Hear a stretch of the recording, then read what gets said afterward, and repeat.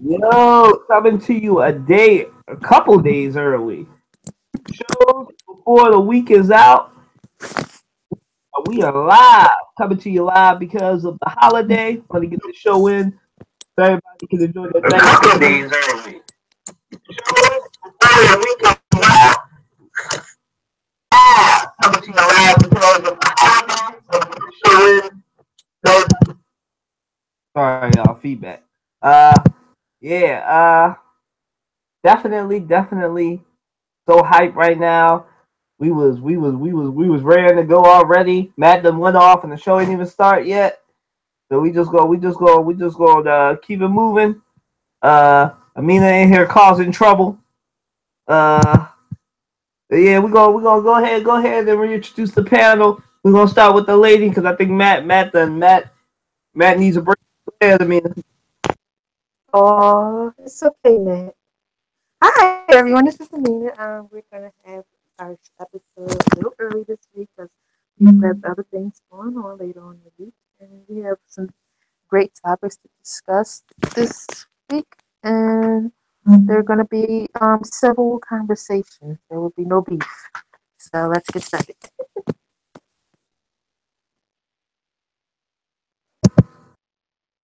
Go on the attack, Mr. Matt. This is Matthew Mack. Twitter handle, Small Red Horn. Tonight, we will talk about the massacre in Dallas, among other things, and the trouble that one started. We'll leave one nameless, but it was all right though. I'm fired up. She's fired up. Colin's not fired up yet, but he's gonna get there eventually, so he's gonna warm up and stuff like that. But I got a lot of practicing on my horn to do, but get it started right now. Get it started. We are doing the dang thing tonight. You know, we were gonna start off with Colin Kaepernick, but something broke before we went on air that we just need to talk about.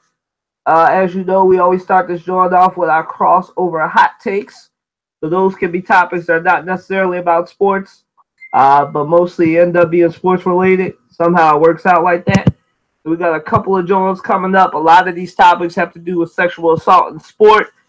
So as I did last week in the previous episodes that I do every week, all opinions reflected in this podcast are the sole opinions of the individual speaking and do not represent the crossover podcast as a whole or as an entity.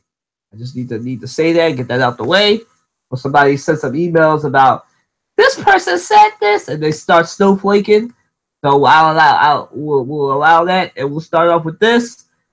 So it broke. Dr. Nasser. For those of you that don't know who that is, you don't recognize the name.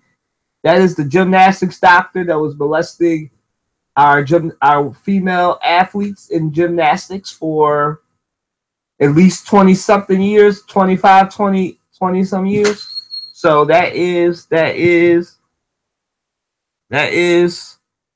what we're going with right now. And yeah, so we'll start off with Amina. Go ahead, Amina.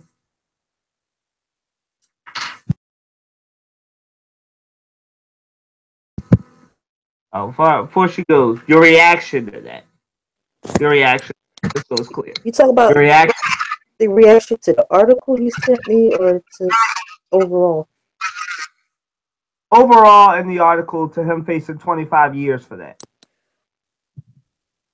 It was a matter of time. I mean, we kind of suggested or implied that it may have possibly been going on in previous episodes we've had. And with Ali Raisman coming out this month and openly admitting that she was sexually assaulted while um, performing as a U.S. gymnast on the Olympic team, it was just a matter of time. I mean, this guy walks around acts as though he's all cool and dandy, but he's really not. And what I feel is that Ali Raisman is possibly going to be the start of the chain reaction of women that have been in the U.S. Olympics that have dealt with Dr. Nasser. They're going to start coming out eventually. They're going to be inspired by Ali Raisman, and it's just going to be a big thing. I mean, and it's going to come out, and I think it's a bad time for the U.S. Olympics as well because the Winter Olympics is in February in South Korea. So it's like this comes out and the coming Olympics coming out. So it's a lot of bad publicity and it's not good for marketing. And who knows? Some people may not even tune in. They usually tune in to the Olympics. So ratings should be watched to see how they do. But Dr. Nasser, it is really unfortunate because these young women start in the Olympics when they're teenagers, and usually they're done by the time they're what 25, somewhere in 30, I guess. Sometime in their 20s they're done. But to prey on these young women, it's like you take advantage. It's like a movie director taking advantage of the young actress that is just coming out and budding in her first major film. It's a mess. Um, Dr. Nasser, you should get everything he deserves. I mean, and payouts, financially should be given to any victims to cast because this is ridiculous. And they said over a course of 25 years, so it's been several teams that he's ran through, and they all need to come out and say what happened, how they feel, when it happened, what year, to keep track because this is insane. Like, and it's happening more so often than not everywhere we go. We can't run from this situation. It's in the media every day, and it's got to end. So, yeah, he did it. He got to go away for a few decades. So be it. And Ali Raisman, I thank you for coming forward, and may you be the inspiration for others in your Olympics community to come out and voice what happened to them.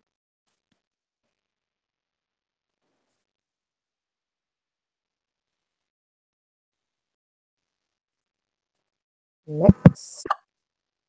I've had enough. I've had enough of one allegation after another, after another, after another, after another, after another, after another, after another. It's getting to the point of nauseating. It's getting to the point of, showing how much uncontrol of oneself we have. How can we call ourselves a people when anyone, I don't care, male or female, particularly male, are forcing themselves on people unwantedly. Unwillingly, correct. Let me correct myself. Forcing themselves on people who don't unwillingly. This here, literally takes the cake. I haven't read the article yet. I can only go by the fact of what we have seen since the Bill Cosby, basically. It is becoming so much more than just Me Too. I mean, a lot of this, some of it much can be speculated, but all must be taken seriously. I, for one, I don't care. As a man, I'm very disappointed that we as men have not been at large have not been able um to uh, to pretty much have some type of character. I mean, yes, it this stuff is going on must be taken for what it is, and it must be taken seriously. But I, for one, have had enough. I'm sick of it. I'm tired of it. I mean, yeah, I agree that what's these women, and there are some men out there too, who have been abused in any way, shape, or form, going as young as babies, even 2 years old. This the culture has got to change. Education needs to be implemented even more, and pretty much we cannot as a people run from this anymore. The culture has got to change. You can sit here and say, well, if she would have did XYZ, this wouldn't happen. It doesn't matter at the end of the day. You can protect oneself as much as you can, you still get picked off.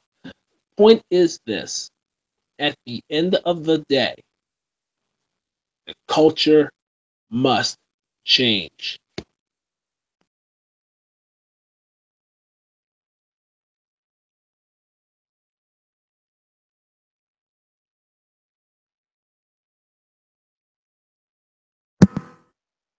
Yeah, man. Allow me to go in real quick.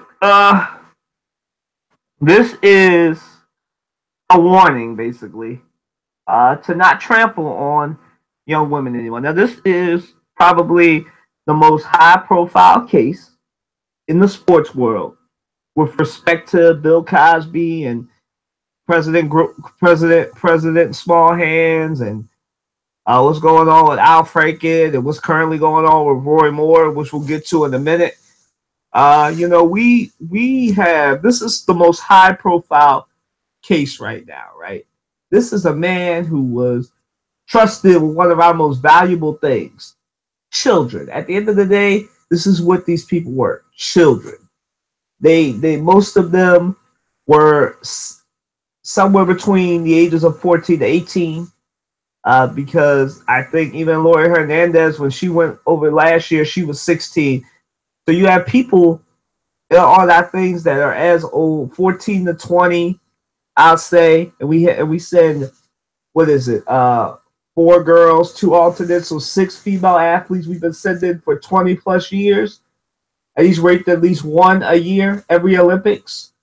This went on far too long for it to just be a small problem. And I really, really hope that the U.S. Olympics team, especially on the gymnastics side, when it comes to this, doesn't just settle for this.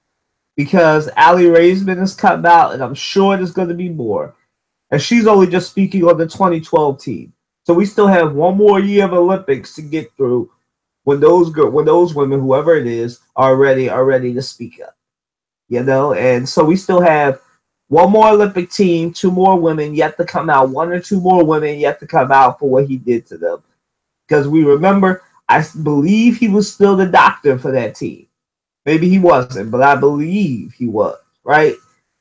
And so you have all of that. And it's despicable. I mean, come on now. These people who do this, they deserve the highest form of punishment we have. Not just jail time, but something that will make them never want to do this again. This is despicable. And I'm glad they gave him that he's possibly facing at least 25 years. I hope the sentence is longer than that. It needs to be longer than that. There needs to be a rubber stamp that says we will not allow you to do this to our athletes, to our young women who we send unprotected. I really hope that there is sweeping change in the Olympics committee and the gymnastics committee, because women go through this, they live with this for the rest of their lives. They go through PTSD or whatever, battered woman syndrome, whichever psychological term you want to use. They go through it for the rest of their lives. And this man gets to sit cozy for 25 years of his life in some type of jail. He'll be somebody's girlfriend in jail. But he needs to be severely punished for not just the physical pain they did to this woman, but the mental pain. These girls will never be able to trust any man again. because of what he did, because of what certain people enabled him to do. They enabled this man. They did. This is the truth of it. For every person that does a horrific crime, there's an enabler. Somebody who had a chance to stop it, who knew something and didn't do anything. And that's who also should be punished. It should be the enablers. Everybody should go there. Everybody who knew about it and didn't say anything should face some kind of punishment. Even if it's not jail time, it's just you can never be a part of the gymnastics team again, or any part of the support team, whatever it is. Because this is horrible. I'm glad that our justice system finally possibly is going to get something right by sentencing this man to 25 years. But I really, really hope it's longer than that. I hope it's 25 to life. I really do. He doesn't deserve to ever walk free again. You know? And it's there needs to be sweeping change. I really hope. I'm gonna add this right here. You gotta be careful about that. Because here's the thing, you gotta understand that that's how you feel. I mean, you have every right to feel that way. You have every right to think the way that you think. But you have to, even though the man did wrong, and there's a boatload of offenders out there that are doing the same, that have done and they're doing the same thing right now as we speak, unfortunately. They should be punished, rightfully so. But let's not forget at the end of the day that these are human beings. And they must understand themselves. What they're doing is the wrong thing. And they know what they're doing is the wrong thing. They know it. And there's no excuse. But at the end of the day, they're human beings. What they're doing is wrong. And they should be punished. But yeah, we can say throw the book out, lock them up and throw away the key. But rehabilitation has to start somewhere. I mean, you can't just let them sit there and ferment. Rehab has to start somewhere for both the victim and the perp. Rehabilitation has to start somewhere. Restoration, if you will. You got some people that call me crazy if you like. But we are called to restore others to fullness, to wholeness, if you will. Between him and his victims, he must ask forgiveness for what he did, and he must forgive himself. And then full restoration can begin the moment he accepts what he has done, not only to those that he has wronged, but also to himself and the family that he represents. That's something to think about. Very true. But to add to what you were saying, because I've read what he was charged for, he only pleaded to reckless endangerment. He has not pleaded to sexually touching these girls in any way. Just to clarify what they actually are getting him for. He pleaded to that. Right? And so to your point, you're right. But in order for that to happen, and we gotta be fair, he has to admit that he did something wrong. It doesn't seem outside of child endangerment and lack of trust or whatever else they're getting him for, that he has admitted to doing the things that Ali Raisman, Kayla Maroney, and everybody else alleges that he did. And as you said, for you to admit you did something wrong, you have to admit it first. And if you're not willing to admit it, then here's the thing, right? We have, and I'm going to end it here because we're going to go down a rabbit hole. The sexual assaults and everything, it is very much a dangerous thing, and everything should be accounted for. It's a horrible thing. This is why I say it's horrible, not just because of what he did himself, but he's caused great harm to these women that's going to last, and the scars from it are going to last forever. And it's a shame that's how it's got to be, and that's how our society is. The culture that we have is just wrecked up. But allow these men to be able to do this, and the enablers and everybody else, right? So, I just, for him, I hope they rehabilitate him, but with people like that who think it's all right to touch underage women, they can be rehabilitated, but it's very hard. And I won't say that he can't be rehabilitated, but as I've said, we still have a whole other Olympic team to get through to see if there's more going on here, to see if he will ever cop to actually touching and being inappropriate with these girls, because he has yet to cop. For those who don't understand what I'm saying when I say cop, you don't know, you don't speak Philly. He has yet to admit that he did anything wrong with these girls. He's just admitting right now to endangerment of children and being alone with minors, not admitting to anything that he actually did to them, physically or sexually.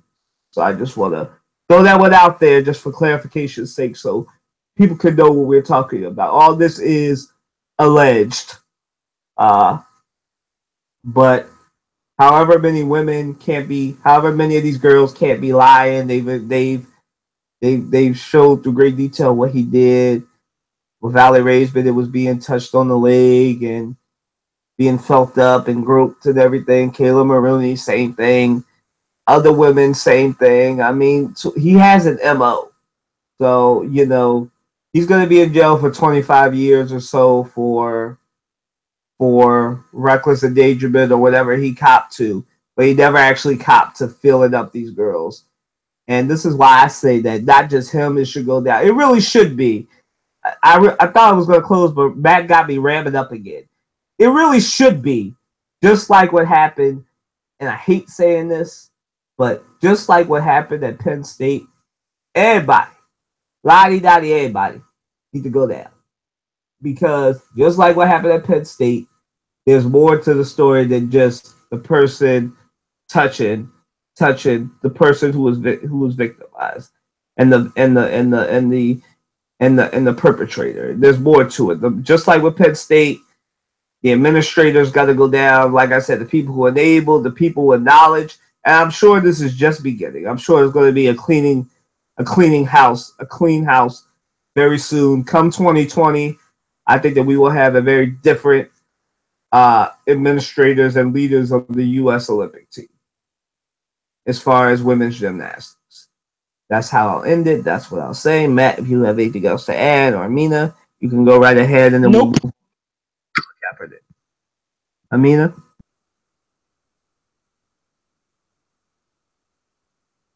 I guess not. All right, so Colin Kaepernick. He was named GQ's Man of the Year. Reaction. Miss Muhammad, go. Yeah. This isn't. This happened. I think about going on 2 weeks ago, probably, because this is. We actually had to have this topic, but it didn't make the list quite. But I'm happy for him, even though it's GQ magazine and not some other reputable, more better magazine, but nevertheless GQ. He got Citizen of the Year. Congratulations! I'm happy for him. He deserves it. Um, I've always said this is just the start. This is the beginning of him and his movement. We don't know the full ramifications. I'm going to say it all the time, of his movement that he started, and we won't know the full ramifications for some years now. Citizen of the Year, he deserves it. He put his career on the line. I mean, he's a beloved Super Bowl quarterback, not just a regular quarterback. Um, a lot of skill and talent in this 30-year-old young man. Um, he's put his money where his mouth and movement is. He's put his own personal finances towards it. He's given help to so many people so far. He's given clothes to men coming out the pen so they can go on job interviews. I mean, this is a man who's paying it forward in life, and he's continuing. And like I said, he needs to start doing some tour speeches, and he should look into considering speaking at commencement ceremonies, as I said in a previous podcast, at graduation ceremonies at high schools and colleges and universities. He would be an awesome keynote speaker. Mm, Colin Kaepernick just recently had a sit-down meeting. I think they had a meal together. He met with John Carlos and Tommy Smith, who put the Black Power fist up at the 1968 Olympics. This is very moving and monumental because they were him 50 years ago next year, where some people were for them, some people weren't. A lot of media scrutiny against both of them back in 68. They lost people close to them because of it, and there was a lot of controversy over it. So the two of them were him back then. So it was a lot of understanding, and from what I heard they gave him a lot of wisdom and gave him further encouragement to keep on the path he's on, which is good. And he really does deserve Citizen of the Year. And as time goes on, he'll get more accolades and recognition for what he started. And he's more than a Super Bowl quarterback at this point. He's more of a community martyr. I mean, he's literally put his life on the line for something bigger than himself. So I always congratulate him. I always stand with him, and I feel the brother. I mean, I'm happy for him. 2016, he started his movement. 2017 really blew up. In 2018, he'll keep going on, and he'll keep surprising us, with each and everything he does. So, Colin Kaepernick, you deserve GQ Citizen of the Year. Congratulations.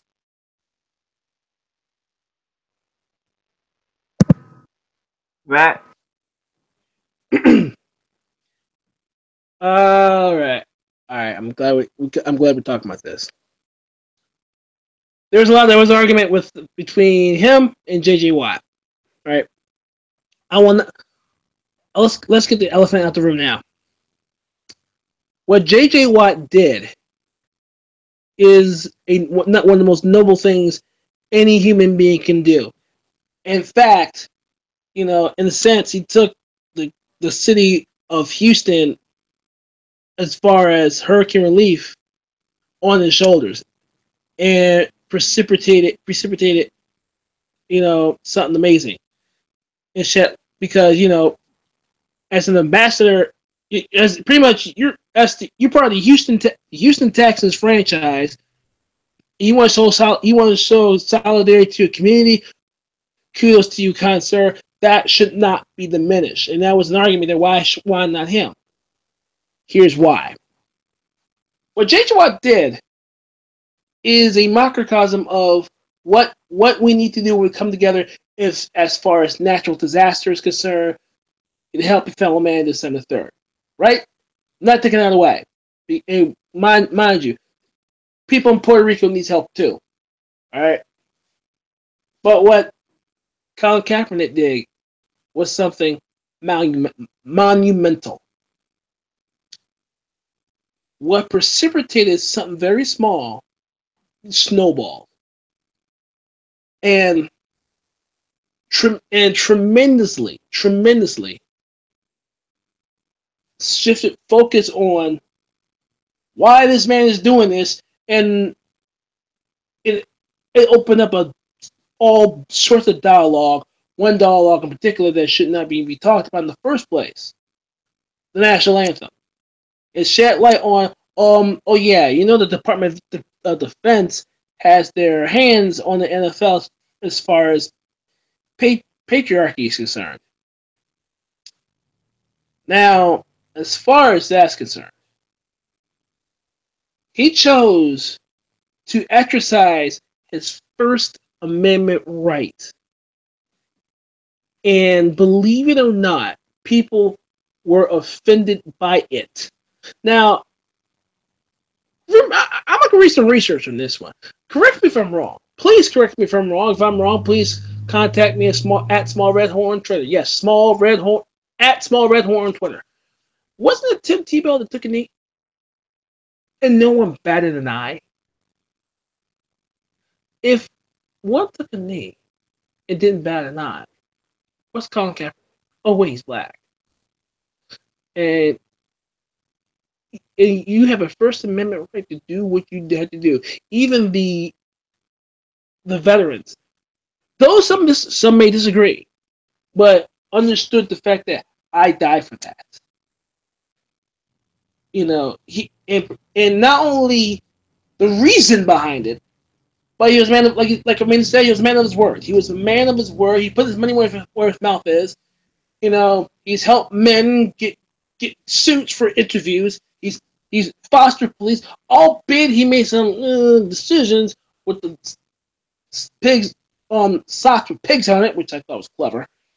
Che Guevara and Castro, which that's up for debate. But that man precipitated not just more than the movement, but the movement within the movement because of the fact of what's going on here. The hypocrisy of America. And at the end of the day, these players are men. They go home to their families. They cannot. When we follow these athletes on Twitter or whatever social media feed that we follow, many of us expect our athletes to eat, sleep, drink the sport that they play. I'm sorry. How would you like it if someone followed you and you tweeted about your job, and then after you leave said job, you put up whatever you want to put up because it's your platform? Someone get mad at you because they expected you to tweet about your job. I'll be the first person I'll be honest to tell you. Who wants to talk about their job 24/7? Who wants to talk about, the ins and outs of your job? After a while, you want to turn that off. But at the same time, it's like they're saying this.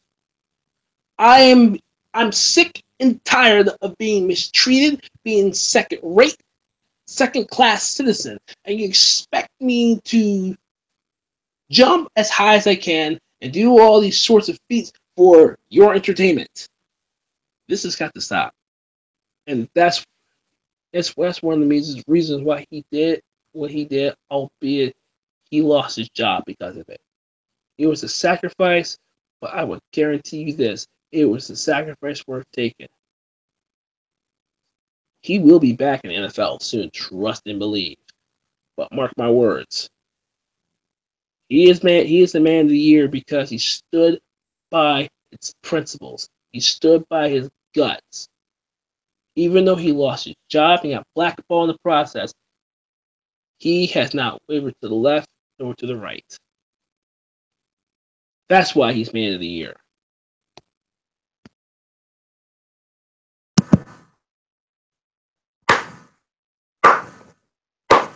Kudos to you, sir. Colin Kaepernick, kudos to you.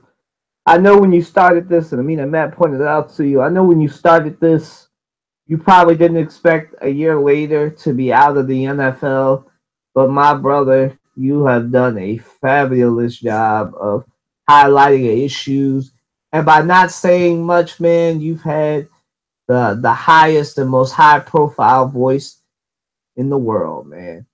Who would have thought that a kneeling football player would get, and just by the way he's been treated, would get a whole German soccer team to kneel? Would get a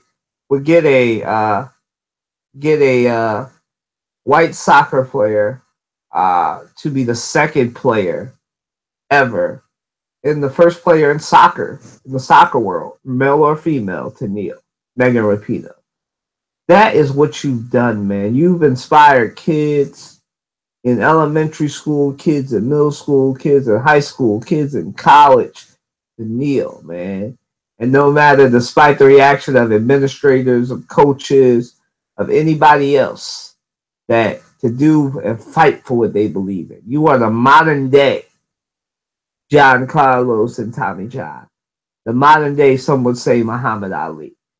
And just the iconic pictures you taken from GQ, not GQ, GQ sends some hints of that Muhammad Ali inspiration from when he was in Zaire and he was in the red dashiki.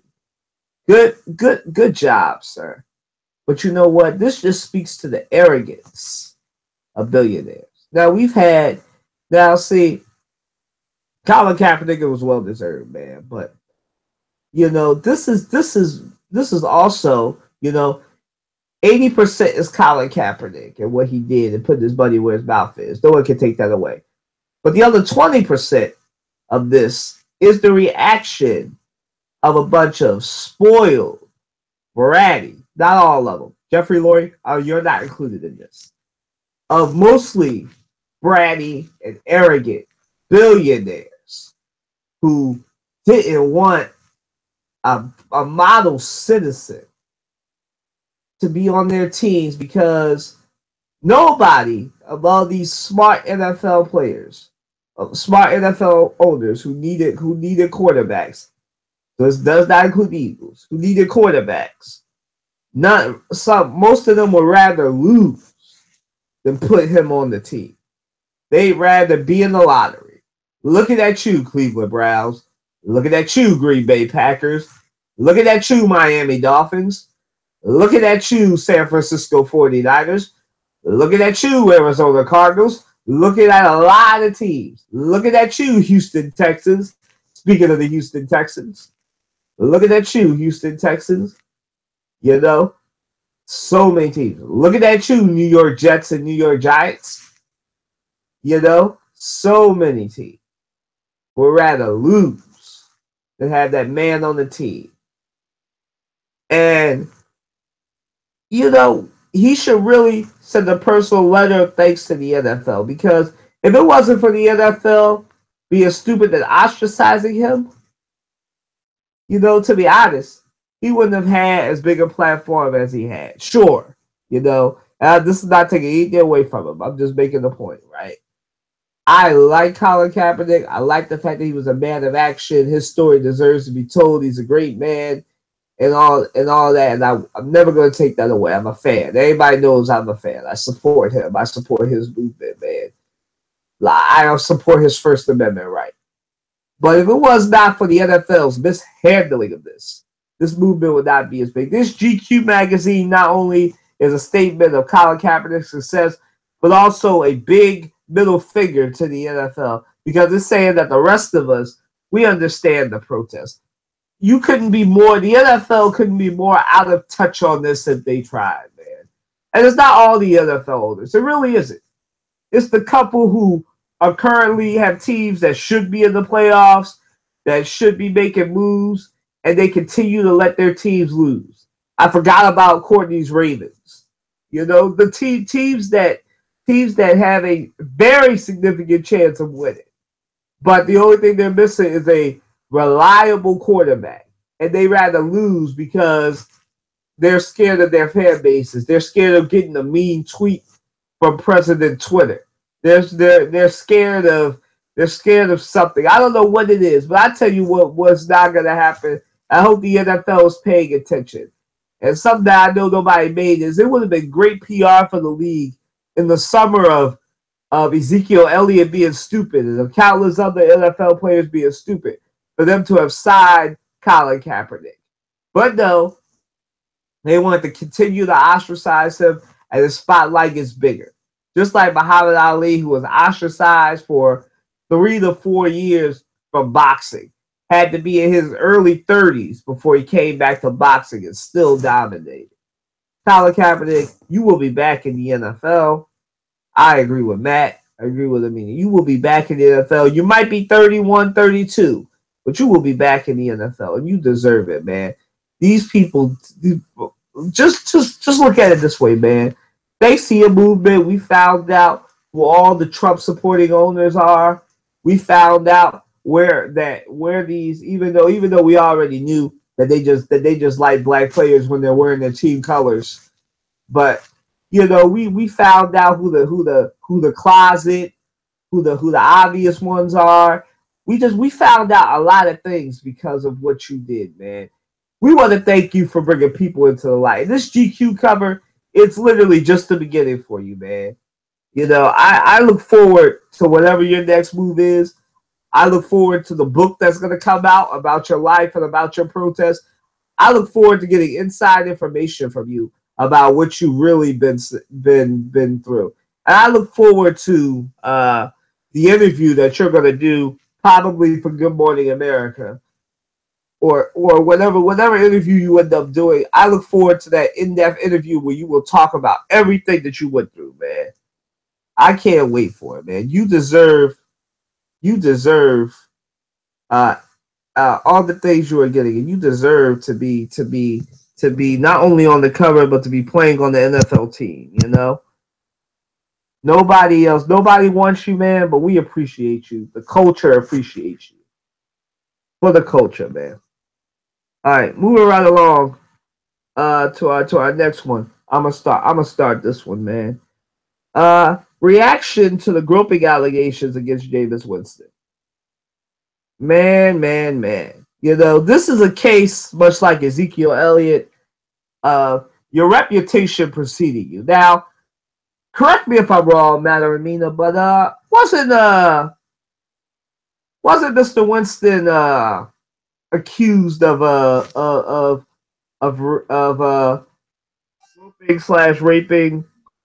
raping a woman at Florida State? Didn't he just barely get away from that because he was a Florida State and all, and it was around the time that they were a national championship was on the line at Florida State, and they didn't really want anything to be against him from that. So they let him go. And I know there was more to the story, but that's basically what happened. The Tallahassee police basically, looked into it, didn't really find anything. They didn't really believe her. That might be overstating, oversimplifying, and excuse me if I'm wrong. I Kyla W. Watson, if you want to correct me on this. And it literally, your reputation really precedes you, man. And Ronald Darby kind of saved you by saying he was in the car with you, but he also, that I found out from ESPN, he also spoke up to your favor when y'all were at Florida State together about the woman who you groped or raped or sexually assaulted in some way. So he was with you there. So even though I like Ronald Darby, he's a Philadelphia Eagle, I'm kind of looking at him questionably now because I'm all like, okay, you've been with him on two separate occasions where he's been alleged to have done something sexual to a woman. I'm kind of like, what's going on with you and everything else? But I digress. This is a case of your reputation preceding you, man. The National Felons League, as Matt termed it, or this is your reputation preceding you. Jameis, by all accounts, since you've gotten in the league, you've been a model citizen. You come there. Sure, you had that one bad incident last week or the week before that, where you got your best wide receiver Mike Evans suspended and everything. But you've had your moments. You by all accounts have been good and a model citizen since you came in the league. And now you're gonna bring us back to Florida freaking State, much like Ezekiel Elliott did when he did his dirt. Bring us back to your reputation in college football. And now you got me thinking about what you did at Florida State. And now I'm re-examining that and wondering, have you really learned your lesson, man? Because right now you're on the precipice of getting treated like Ezekiel Elliott, man. Once the NFL investigates this, and you have to remember, this is absolute power Roger Goodell. So you're definitely going to get suspended. You might not get suspended 6 games like Ezekiel Elliott, but you'll definitely get suspended, right? Because you just like him, your reputation precedes you. You were known by a lot of people as somebody who the only reason they got away with sexually assaulting a woman was because of your status as the quarterback of the Florida freaking State Seminoles. And yet, as the Tampa Bay Buccaneers quarterback, you like some people, you put yourselves in a position to fail, man. Why you even put yourself in that position? And I'm trying to give you the benefit of the doubt. But your reputation precedes you, man. Why you even put yourself in that position where a female driver can say, yo, he groped me. And you might not have done it, right? You might not have done it. But the benefit of the doubt is gone because when we hear groping and Jameis Winston, we Google you, and instantly that Florida State thing comes right on back. Now I'm thinking, okay, what did the Tallahassee police, much like in Ohio State, did you get some kind of favoritism because you were a star player of the football team? Did you know that Florida State looked the other way because, again, you were the star quarterback of the football team and you were going to lead them to a national title, which you did. Congratulations, by the way. But you had all this cloud over you, and you still got selected as a top pick in the NFL draft. Now, here we are again, 2 to 3 years later. You have a marginal NFL career, but now all I'm thinking about is what you got away with at Florida State and how you haven't really learned your lesson. That's what I'm thinking about. You're following after Ezekiel Elliott, who's been ruining the PR, the public relations of the NFL since he got into the league, and now here you are. Another one who got away with something, or most people perceive you got away with something. Here you are having groping allegations again. And you expect the league not to suspend you behind? You're going to get suspended, man. And I really hope you learn your lesson. Because if you get another strike, that'll be your 3rd strike, man. You might end up like Josh Gordon, man.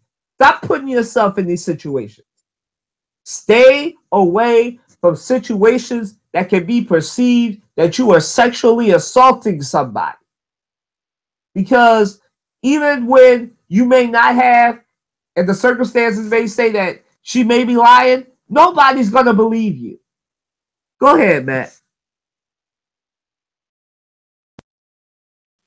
Like I said again, I am sick and tired of these allegations coming out of the woodwork. Now, correct me if I'm wrong. This is going back to Florida State? Florida State. Didn't we squash this bug a while ago? No, this is different. This is a recent one. I just said the Florida State stuff comes back up. The groping thing was on an Uber ride. This was recently. This was like 2 or 3 weeks ago, maybe even last month.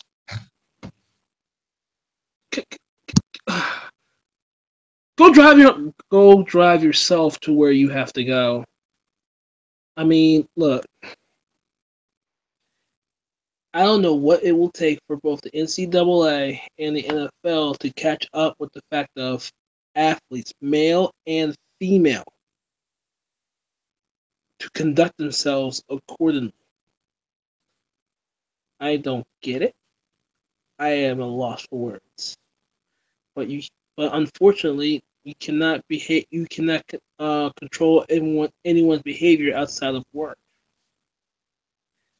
What you do outside of work is what you do outside of work. But we hold our athletes to a standard where you fall, that's the end of you. I'm sick and tired of these. Like I said earlier at the beginning of this podcast, I'm sick and tired of it. I can't stand it. I've had enough. What will it take for us as a people to understand this is unacceptable. If you cannot, I mean, I don't know what it is. I don't know what's going on here. I mean, maybe people. I don't know. I wasn't there, but it's like I just don't know anymore. I've had enough. I'm up to here with it. It's like because I'm starting to ask. Because I'm from at this point, it's like okay, groping one thing, verbiage something else. Was there act actual done or something was said? I mean, at this point, why is it even public anymore?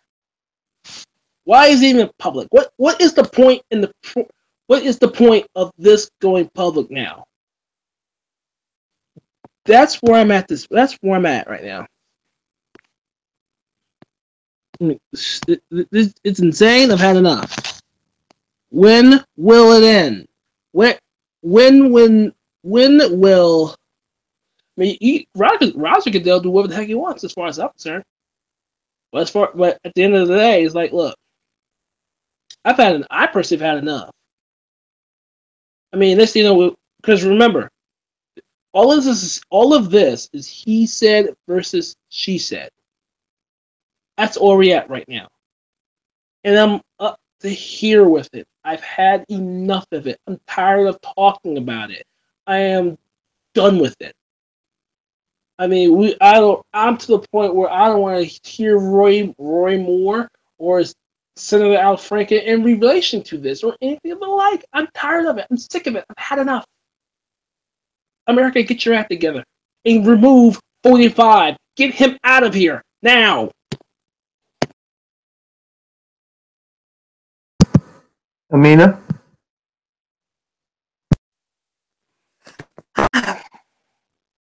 As you kind of said, just stated concerning this question, about these players. When you're a part of a sports team, not PV or Little League or whatever, I'm talking about professional or semi-professional, which is, the NCAA, the NFL, MLB, NBA, NHL. You are not only representing yourself as an individual human being, but you are also representing a brand. And that brand is your team, league, the organization, and the entire sports community at large. What is happening, and I have to agree with Matt, of just being tired of hearing, it's becoming one of the main things going on in society today. It's getting to the point where you can't even shut it out. Because once you do, it's like when you log back on, bam, 5 more articles, something on the news, a tweet somebody came out and expressed how they felt. My thing is, it all goes back to the podcast we had a few days ago, where I mentioned how parents are not rearing their sons well at all. It just doesn't start when people are adults. It starts in the home with no respect for anyone, whether you are a male or female, having respect for anyone, regardless of their sex or gender or whatever you want to call it. Boys are not being reared, obviously, how they're supposed to be raised. Parents that have male children, a son or sons, you are supposed to rear your sons with the concept of knowing what consent is and to know what the word no means. You're supposed to wear your signs to know body language coming from the opposite sex, which is a woman. It's not difficult. But then in turn, the same parents, the same communities, the same households, where girls where don't be out at a certain time of the day or night, don't go alone, don't wear this, don't wear that, don't do this, don't do that. Why are girls and women brought up in their lives, grown up? The long list of do's and don'ts, but the males, on the other hand, are not. It is unfair. Like, and for this guy, this dude, this isn't the first time that he's had a situation where he couldn't keep his hands to himself, and it's getting pathetic. It's happening in the sports world. It's happening in the politics world, the government world.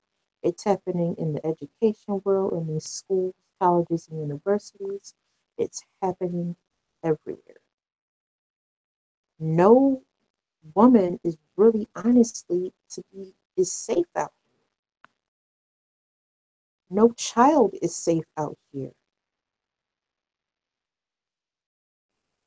We can't even let our children go outside, especially our girl children, go outside even on the block to play without a thought that the neighbor across the street, around the corner, or down the block is not mentally there and is going to do something to them because they have a thrown off energy.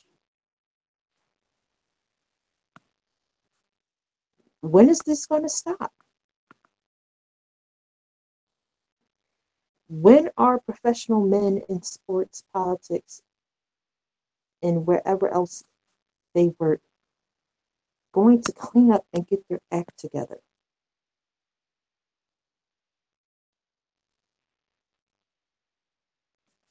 I mean, I would just want every male that's done something to a woman, a child, a girl, whatever, to come out, confess, say it.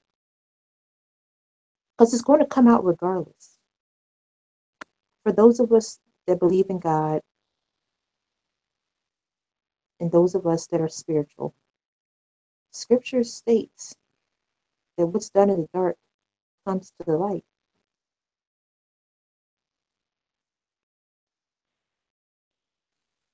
It's getting to the point where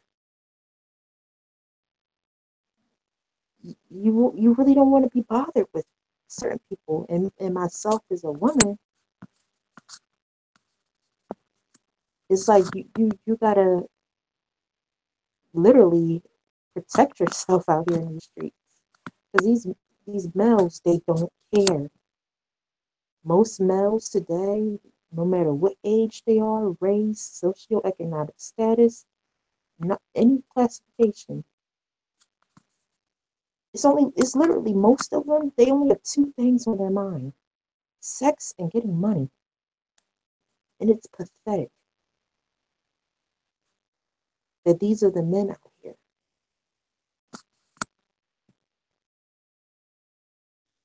As Matt said, get your own daggone ride. Stay out of Uber, stay out of Lyft, stay out of places where it's women.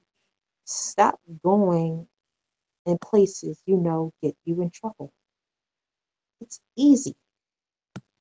It's 1, 2, 3.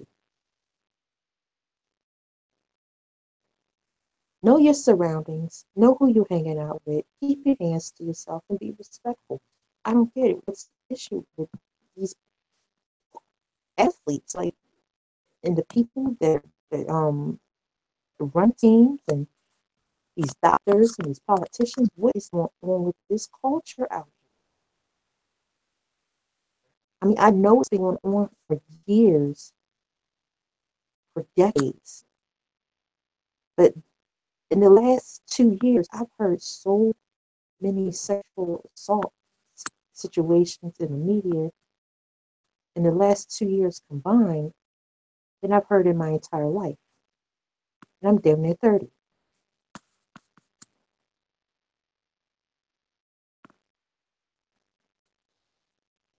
When is this culture going to end, and why did it begin to start with? Man, you representing a university on a football team that you could possibly get in a draft, you could possibly set for life, but you're really playing a dangerous game. You're messing up your life, you're messing up the lives of other people, and you don't really care because it's all about you.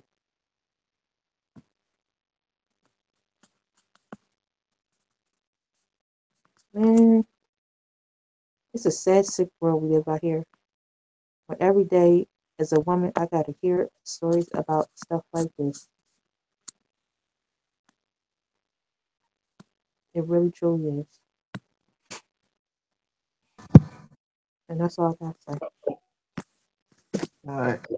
Well, we were gonna hit up two more questions, but it's all Matt just pointed out to me. It's starting to get redundant with all these questions that are sports related, but they all just happen to be about sexual assault. We're gonna move on. Table two of these for next week. So we're gonna move on to some sports. Stop talking about some depressing stuff. Get back into that. Get back into the happy mood.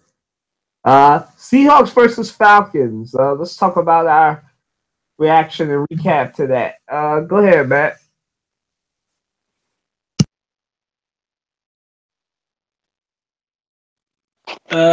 Did you say Seahawks and Falcons? I'm you. How about you start it off first? I'm kind of stuck on something. All right, Seahawks and Falcons, man. It was it was a game, man. It was a game that shoot. To be honest, I was flipping back and forth from that to something else. But it was a good, from what I saw, it was a good game. You know, it started off a little slow. But the Falcons took advantage of the Seahawks' weakness because of all the injuries in their secondary. They were able to have a field day. Eventually, Russell Wilson caught fire and made that game a lot closer than it should have been.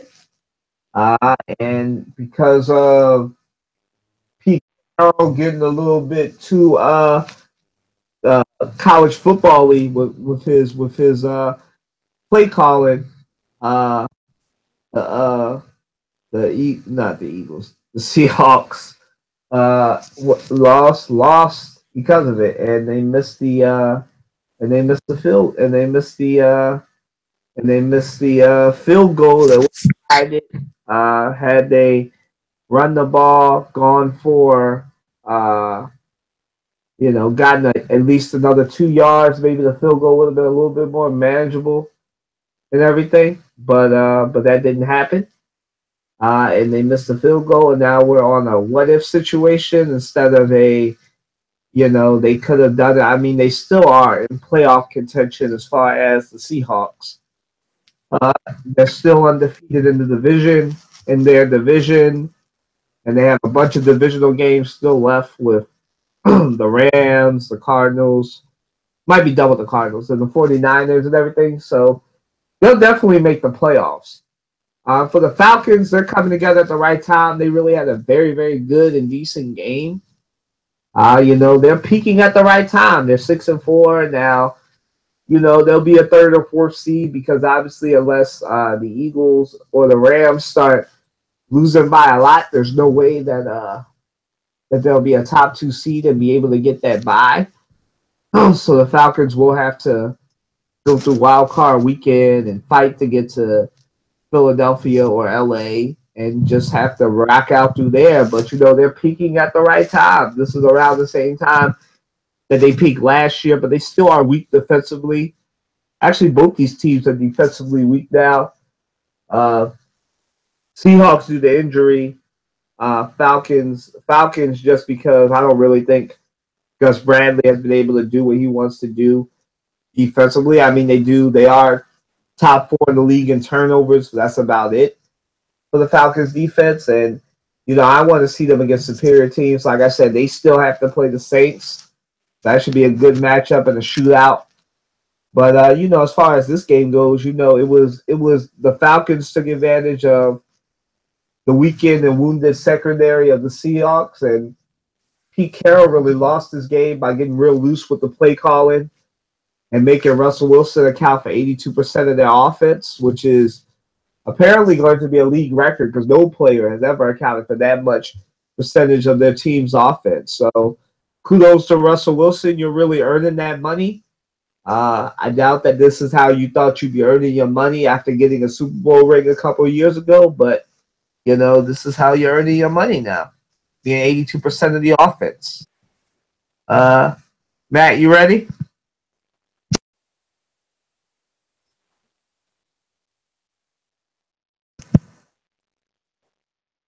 I guess not. All Go right. ahead. Well, hold on. What was your voices, kid? Now, I'll admit the fact. No, I did not see it. I mean, I gotta go back on the. I'm gonna go back and watch the recap on YouTube later.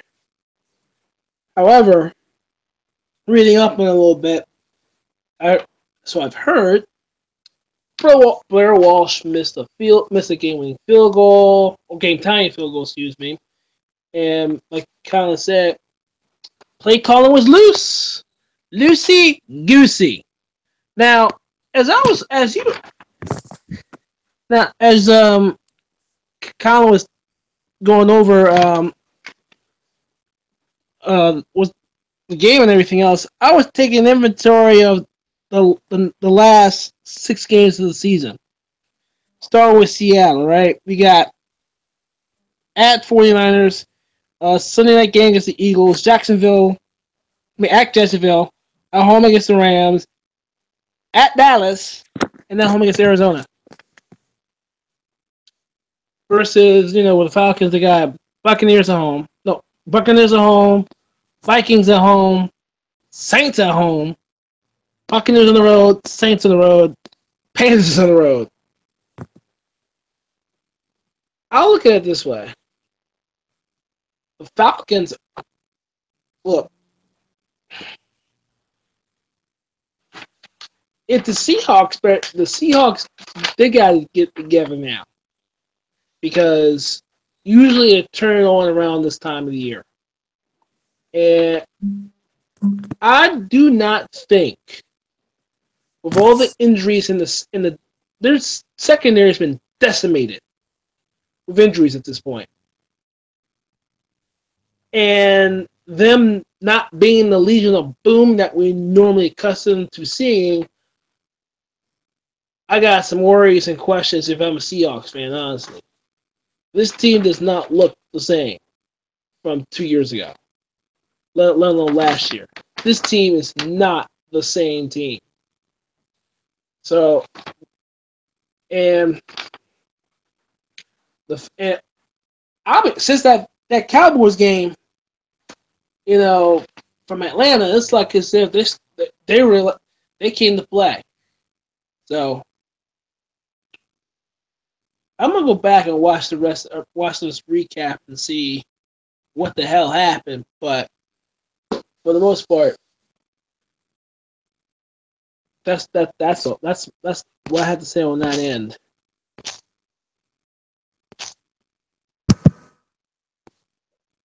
Amina?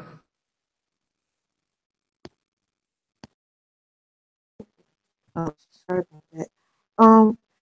With the injuries with the Seahawks, as Matt said, that they're not the same team they've been in the last 2 years. But with that, they still have a hold on chance. I mean, they're only second seed in their division right now. I just checked, and the Falcons are third. I just checked in their division. Very close game. Falcons, they saw where they could take advantage, as Tyron has said, and they just ran the ball and they kept it going and they won. And Seahawks, they just fell off a little bit this season as far as the injuries, but both of them, I believe, if they um, continue winning the rest of their games for the season, that they'll both be in the playoffs. And we'll see where it goes. The season winds down.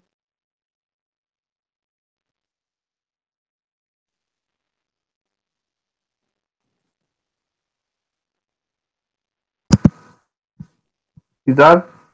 Mm-hmm. Okay, cool. So next question. So guys, did John Elway's arrogance ruin the Broncos season? Uh, yes, it did. The Broncos were a team who I believe it was what 3 years ago won the Super Bowl. With that strong defense that they had, with Von Miller, basically it's the same defense that they've always had, just with a couple of rookie players now. They have a couple of very studs at defensive line and middle linebacker now. Von Miller is still there. I mean, they still have Von Miller. They still have Aqib Talib. It's not like they don't have uh, players right on the defense. It's just that unlike even then, they really didn't have a quarterback because it was Peyton Manning on the downside of his career.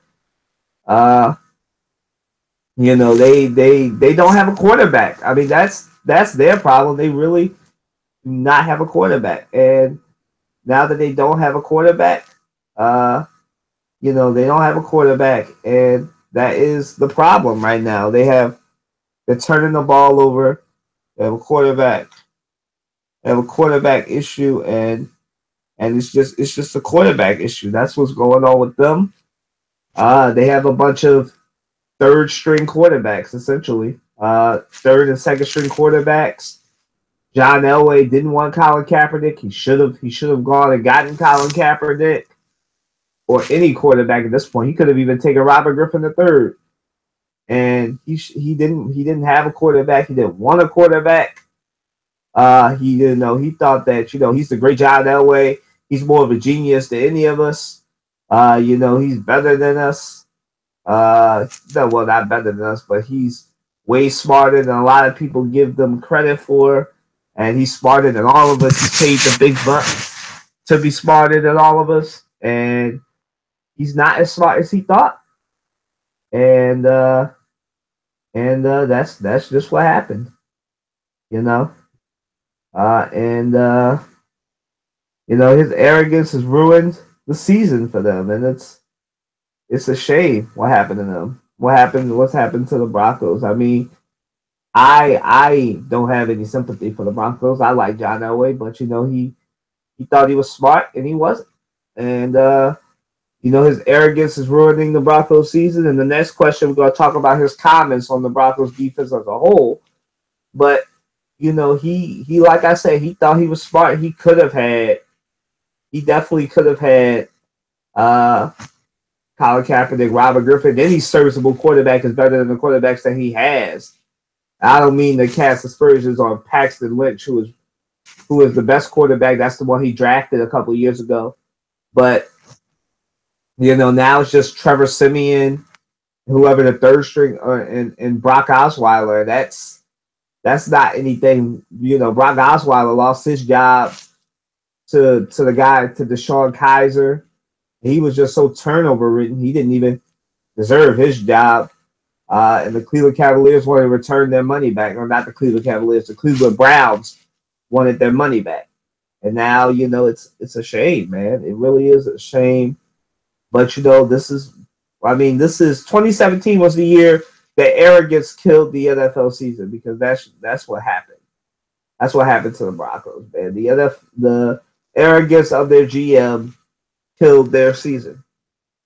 Go ahead, Matt. You knew you needed a quarterback. You knew you need a quarterback. You knew these needs. You knew that you. I've never seen a quarterback situation this bad since the Cleveland Browns. Okay. You knew you need a quarterback. Why did you draft Paxton Lynch? Why did you bring Brock Osweiler back? You're the general manager. You need these things. And never. Okay, so the Eagles got you beat really 40-49, but the extra points you put up there was like pretty much mop up time. And then you go on to face the Broncos. You know it's a key matchup game, and you screw that up. Look, you can throw your team under the bus all you want, but it starts at the top, John Elway, and it starts with you. You gotta build this team to put itself in the right position, and you didn't do it. If you want to point to anybody, it's you. It starts from the top. That's what real leadership is. Starts at the top. You drafted. My thing is that you drafted Paxton Lynch for what? In the first round of all things. The first round. Like, okay, I can understand you want to start Trevor Siemian instead. Work him along. Okay, fine. Then you sign Brock Osweiler back. I don't get it. Your defense isn't the same. Well, no. Let me take that back. Your defense is being decimated because your offense is ill-equipped. I don't know what running game you speak of. Wait a minute. You had a good running game, but you went across. Well, let me. I don't want to stop you when you kick the Broncos when they're down. But to just be honest though, the last few games that the Broncos had, it really wasn't fair to their defense because they did happen to play the Patriots and then the Eagles, the top two offenses in the league. I mean, you're gonna look like the worst defense in the league when you play the top two offenses in the NFL. I'm just saying. Go ahead though. But that doesn't matter. But the fact is, you have one of the best run stopping, one of the best defenses in the league. I think. It's no excuse. None. I mean, but my thing is simply this. Besides that point, you ain't got no quarterback. Really. No quarterback yet. We don't know what Paxton Lynch really is. He has it's been trial by fire in the preseason, but we haven't seen him in real action. He was a first round pick. You got him in the first round, right? He's going to be this, that, and the third. Why is he now on the field? I mean, he was in the same class as Jared Goff, the same class as Carson Wentz. Why is this man not on the field? I mean, geez Louise. I understand you're fighting for your playoff lives at this point. Quote unquote lives. But if you want this, either throw away the season now, bring up the kid and see what he got, or do right. Something. But if you want to blame anyone, blame yourself, John Elway. Blame yourself. In that yellow ass smile of his. You want to knock his teeth out.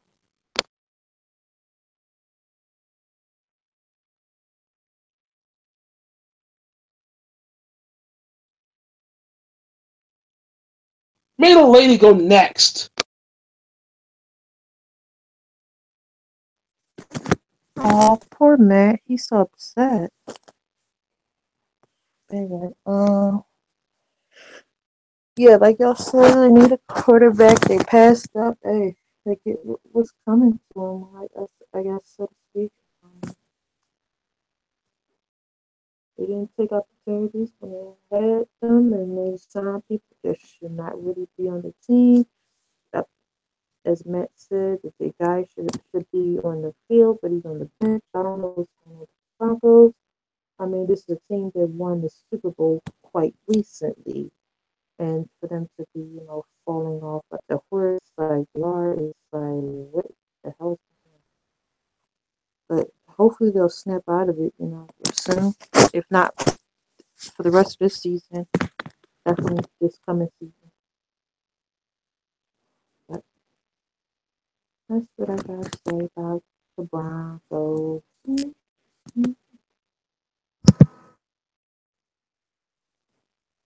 All right, the next question. Is it ever a good idea to call a team soft when you are the reason for that team having a disappointing season? Matt, take off. I know you're ready to go on somebody calling a team soft. Go ahead. First of all, how you gonna call a team soft? You part of the team. Okay, it's one thing to call a different. It's one thing to call players in the locker room out or certain situations and everything else. Remind me who called somebody soft. Remind me on that one real quick. John Elway called his defense and his players soft.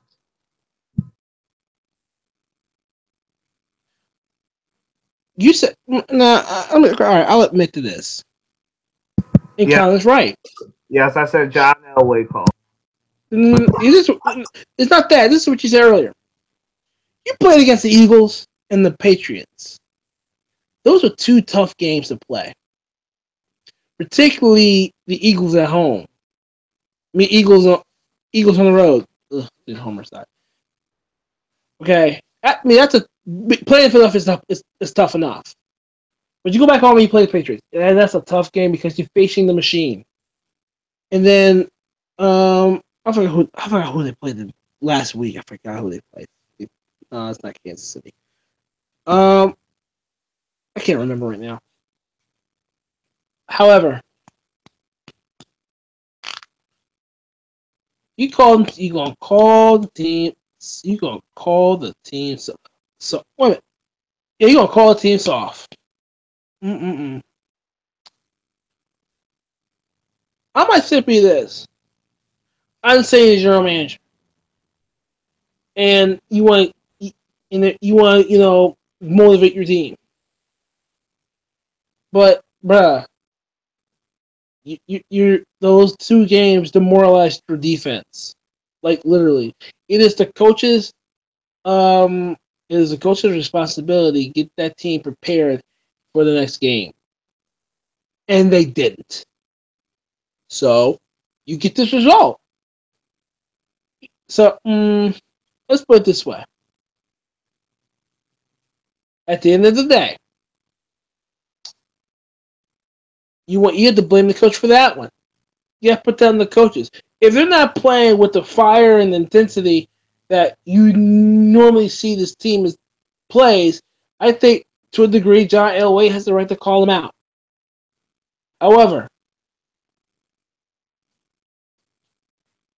if they're taking the pansy route, if this team's taking a pansy route, you gotta shake it up a little bit. So, look, call them soft if you like, but make sure it's for the right reasons. Yeah, I'm all over the place. I know, but look, you don't call them soft. Call them soft. But it's up to the players at this point to respond to that. They have to respond to your boss calling you out. If you don't like it, do something about it. End the story. Because I'll be honest with you, yes, you got decimated. You got decimated defensively, but you should have bounced back from those two games and did your job, and he didn't. And John Elway called him out on it. So, Denver defense, your move. Amina.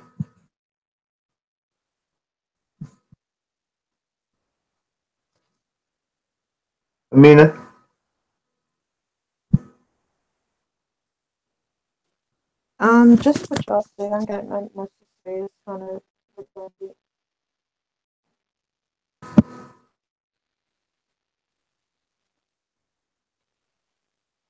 Wait, what you said? I didn't hear you. I said I ain't had much to say. Like you kind of nailed it. Okay. Yeah, I agree. With Matt, it is up to Denver's defense to respond. But what I want to say is this, right? Now, coach is coach. Now, we have always been told as football fans that coaches coach, but it's the GM's job to create the team, right? Now, in the previous thing, we just got through saying that, you know, it's John Elway's arrogance that has cost the Broncos this season. Now, let me ask you something, right? Now, your defense can do, and the Eagles learned this when they had Chip Kelly, right? Now, your offense can do what your offense want to do, right? Whether you have a good offense, okay offense, or not, right? But ultimately, if your defense isn't up to stuff, now we know that defense is up to stuff. That defense is good. They just had the misfortune of going up against the Eagles and the Patriots the last few weeks, right? Now, but we just got through saying that the reason the Broncos season is ruined isn't because of that defense. It's because of John Elway's lack of being able to get a quarterback, right? And here's what I'll say about this, right? That defense isn't soft. That defense has Von Miller on it. That defense is not soft at all, right? But like I said, the construction of this team and why this team sucks is the fault of two people. The coach just got there. That was Vance Joseph, right? So I'm gonna give the coach a pass because you don't really get a good team your first year. Plus, it's not too many black coaches besides him and Mike Tomlin in the NFL. So I'm gonna give him a pass. Brother deserves a chance, right? There's like four of them, right? Him, Tomlin, Marvin Lewis, and Hugh Jackson. I mean, two of those coaches, about to only be two because we know Hugh Jackson and Marvin Lewis are out after this year. So you know, I'm gonna give the brother a chance. Give the brother another chance. Give brothers a shot, right? And you know, I'm gonna give him the benefit of the doubt. Now it's the GM's job to have a good defense, to construct a good team. So if you're calling your defense soft, aren't you by fault calling yourself soft? Because I'm pretty sure that you know, it wasn't Vance Joseph that signed Akeem Talib. It was correct me if I'm wrong, Matt or Mina. Wasn't it John Elway who drafted, constructed this team, and the only difference is they minus Peyton Manning, added Paxton Lynch, and added him, and didn't do anything else to that team? I think so. They knew they needed a quarterback. They knew they needed an upgraded defense, an upgraded cornerback. Akeem Talib is what? Going on 35, 36, close to 40, basically. You know, it's ridiculous that we got a GM calling their players soft. When you constructed the team, how you calling your team soft and you the man that constructed the team? That's like this is what that's like. That's like if I ran a business, right? And I had bad demeanor, right? And I'm saying that, oh my God, you two are so bad at your jobs. But I didn't give you the tools to be able to succeed. I basically have handicapped you because I never trained you to do whatever job I hired you to do, right? That's basically what he's doing, right? How can you call the defense soft when it's not the defense's fault? I mean, sure, they give up points, but if you got a quarterback, Brock Osweiler, who's turning the ball over every other time, like a fourth down is basically a turnover because we know that their offense is so anemic, they'll never score. So unless their defense is getting pick sixes every all four quarters, they're not going to be in the game. When you're offensively anemic, of course your defense is going to suffer. I mean, your defense can't kick Brock Osweiler out and Von Miller can't quarterback. Like, come on now, it's ridiculous, dog. It's your fault, man. You know, I like John Elway as a player, but as an executive, he's proven to be as inadequate as Phil Jackson. The only difference between him and Phil Jackson is he got a ring, but it's off the back of that defense that you call soft, that you constructed. You constructed that team. No one else constructed that team. That's a John Elway team right there. That's what that is. That's a John Elway team. And you call it your defense off, and you sign those players. Not Vance Joseph, not Pat Bowlen. You, John Elway. This is just a roundabout way of trying to not give yourself blame. That's what that is. Moving right along to our next question. So this story broke. It's not confirmed yet, but rumor has it that uh, ESPN will be doing $80 million in layoffs. For those of you that you know, that's too nice of a term. They're going to be doing $80 million worth of firing in the Sports Center division, and the rumor is there's going to be a lot of big names. So I hope that some of the big names that I like on ESPN and stuff will be able to survive this third round or second round of layoffs that's coming after Thanksgiving. But we'll see. But your reaction to ESPN cutting $80 million worth of people, basically, because of salaries, $80 million worth of people out of their job at ESPN, and yeah, reaction to that. Let's start with Amina. Go ahead, Amina. Yeah, I'm the one that actually had tagged you in it earlier today. I saw it on my phone and I tagged you in it. So, and I haven't been able to. I think I saw one other article that implied it from another site, so I think it may be actually true. But like I said, it's just a report at this time. But regardless, if it is a report, if it's not a report, and it's actually, legit, the ESPN is, in trouble. $80 million worth of people. That's that's not a little bit of people. And I think it's all tied into the negative publicity that ESPN has had this year, and I think everyone will know what I'm referring to. Happened quite recently. Um, it's people aren't really tuning into ESPN on the television anymore. Other than when people watch games and they're watching, the replays and recaps and right before the games come on. ESPN is like any other station on television, major network, where it functions off of ratings. And when they're not getting a certain amount of quota per year, they have to start making some cuts with their annual budget. And this is what's happening per the report, if it's actually true. So obviously, ESPN is not getting the same media flair that it used to. I mean, ESPN used to be, one of the go-to places for sports. But people, like we said in the previous podcast not too long ago, people aren't necessarily sitting down for hours on end, just sitting there watching sports and sports related things. We're going on 2018 in a matter of weeks. People have access to it on their laptops, tablets, phones. So people don't have to really tune in. So ESPN hasn't really caught up, I guess, with the modern times, in spite of the fact that they do have social media pages like on Facebook, Twitter, and they also have the ESPN website.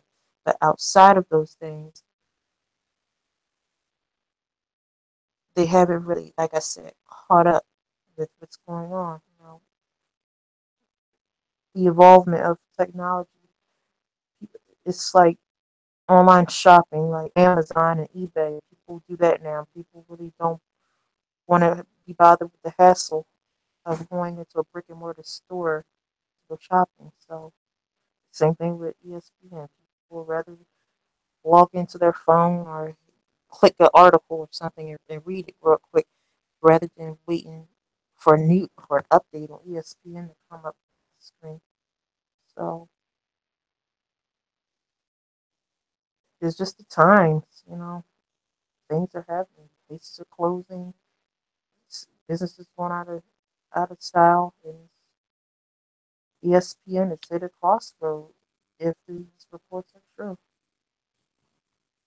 But, it is what it is. No, dear, they're getting their ass kicked. They're getting their ass kicked. Ass kick, road cross, it's all the same thing. It's all No.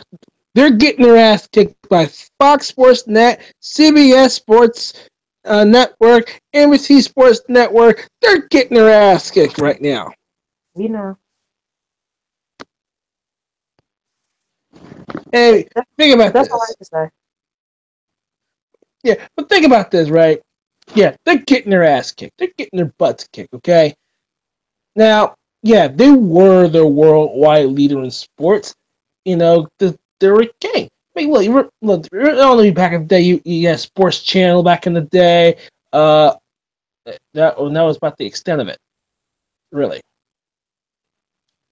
And now when Fox Sports got their thing, and now CBS and look, and then on top of that, you got the NFL Network, you got MLB Network, NBA TV, NHL Network, Golf Channel. Look, now people have more options to consume their sports. And like Amina said, people are not watching TV the same anymore. Nobody in their mom is sitting there with the remote in hand and click, click, click, click, click, click, click. Look, ratings are dropping across the board, okay?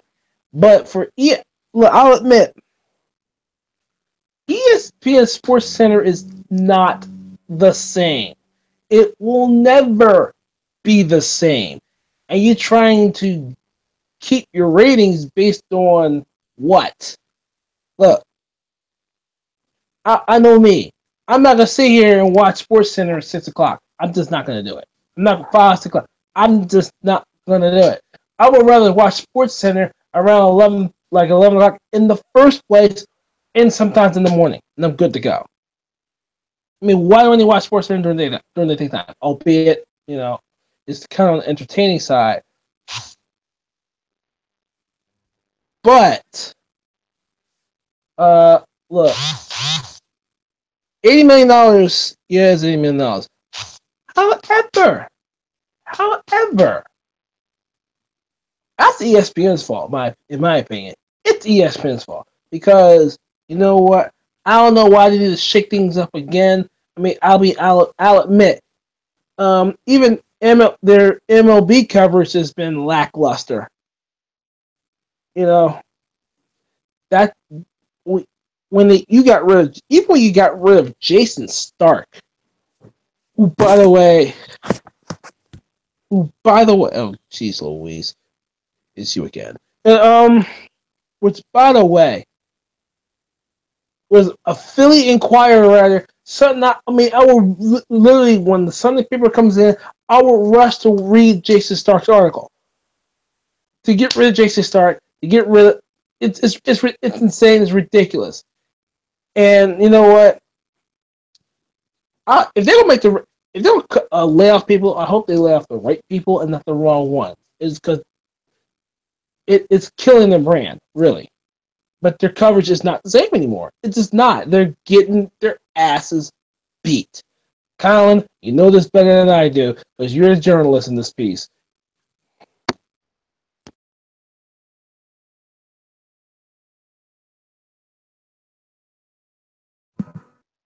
Yeah, I'm looking at it now. It says that ESPN still has the top ratings and the top subscribers, apparently. They are getting their behinds kicked, but it's mostly due to cord cutting and losing stuff to the internet, which I guess mainly is Amazon and Hulu. And I'm guessing that's the NFL and the NBA games that get broadcast through that, because the two money makers are NFL and NBA. So yeah, like Amita said, it's basically because of cord cutting. It has nothing to do with CBS or Fox Sports, because as we all know, Netflix, Amazon, and Hulu are killing everybody. So as far as regular TV, and so it's unfortunate that $80 million worth of And people. YouTube. Yes, it's unfortunate that $80 million worth of people are going to lose their job because of ESPN and Disney's failure to adapt. And I guess this is why Disney is trying so hard to get Fox, so they can have both ESPN and Fox Sports and continue to make money off of that. But I think that ESPN is definitely, as Matt said, not the same as it once was because of people retiring and because of the previous rounds of layoffs and firings. But you have so many things with somebody who eventually wants to get on ESPN if they survive this. I definitely think that ESPN needs to find a way to cater to 18 to 36-year-olds. We talked about this on this podcast previously about them overdoing stuff a little bit with the Colin Kaepernick stuff and a lot of other things. But ESPN is still a worldwide leader in sports, no matter what people want to say. A lot of people still use ESPN. As they said, they went from 100.12 million subscribers, which is a lot of people, more than I thought they had. Back in 2011, and 6 years later, now only having 87.7 million. So it's still about 88 million people that still subscribe to ESPN, which apparently ESPN has a lot more subscribers than most cable networks, which is saying something. Because even with this war of words that they're having with 45, and even though they keep claiming that they're losing ratings, it seems like ESPN and Disney are still winning as far as that when it comes to that. But yeah, losing money and basically losing $80 million worth of people to Fox Sports, CBS Sports, NBC Sports, or wherever else these people land is terrible. But the ESPN, it's a Disney company, so Disney will survive and adapt ESPN to what they want it to be. I think they said that ESPN is going to start doing a Snapchat Sports Center. I don't know what Snapchat Sports Center will consist of, but they're going to do a Sports Center specifically for Snapchat, which I guess will appeal to those of you that use Snapchat. I'm one of the few millennials that don't have a Snapchat, so I don't care about Snapchat. So to those of you that have a Snapchat, great for you. I don't understand it, so I don't use it. I guess they'll eventually do a Twitter Sports Center and a Facebook Sports Center too. But right now they're trying different things. They'll probably do more streaming. I guess what this means is the death of Sports Center. Hopefully they'll keep Mike and Jamel Hill. I like those guys. And I guess this will really mean that there won't be as much Sports Center as there used to be, and that's a shame. But that's the breaks, I guess. Sports Center definitely deserves better. Yeah. Moving on to our next one. What is the future of ESPN, guys? Do we think it can survive cord cutting and streaming age of television? I'll start. I think it can survive. As I just said, it has Disney behind it. Disney is obviously put a large amount of money into ESPN to make sure that it survives, because outside of Marvel, Star Wars, and everything else that it has, the best acquisition Disney has, the best and most valuable thing that they have outside of Marvel and Star Wars in the Disney parks and resorts. Obviously, Disney parks and resorts is how they make most of their money. But outside of Marvel, the parks and the resorts, the next big thing they make money off of is ESPN. So that's their top 3 moneymaker. So definitely, Disney has a lot of investment in trying to make sure that ESPN survives. And that ESPN still maintains its worldwide leader of sports stuff. So, like I said, that a lot of people think the reason Disney wants Fox is because of the properties that they have. But I think that Disney wants Fox because they want Fox Sports. They want to make money off of another sports revenue. I think that's why they want it. And it's no coincidence that, right after this news comes out that they're cutting ESPN, a couple days later, the rumor mill is swirling that they're about to buy Fox.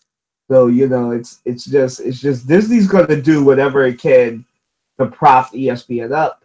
So, you see them now having a streaming service, and they're probably having ESPN dedicated streaming service.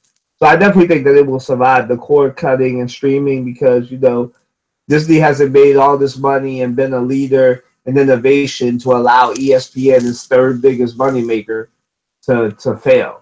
So I definitely think that ESPN will survive because Disney refuses to let it fail. Yeah, that's all my journalistic instincts are telling me right now. Go ahead. Watch this. ESP. If this, first of all, Disney has their hands in a whole lot of crap. The music, as far as entertainment is concerned, I mean, look, they even own they started a NHL franchise and even own a Major League Baseball team, as far as I'm concerned. For those of you that don't know, it's the Angels. ESPN will be fine. It will survive. I do not see ESPN going anywhere.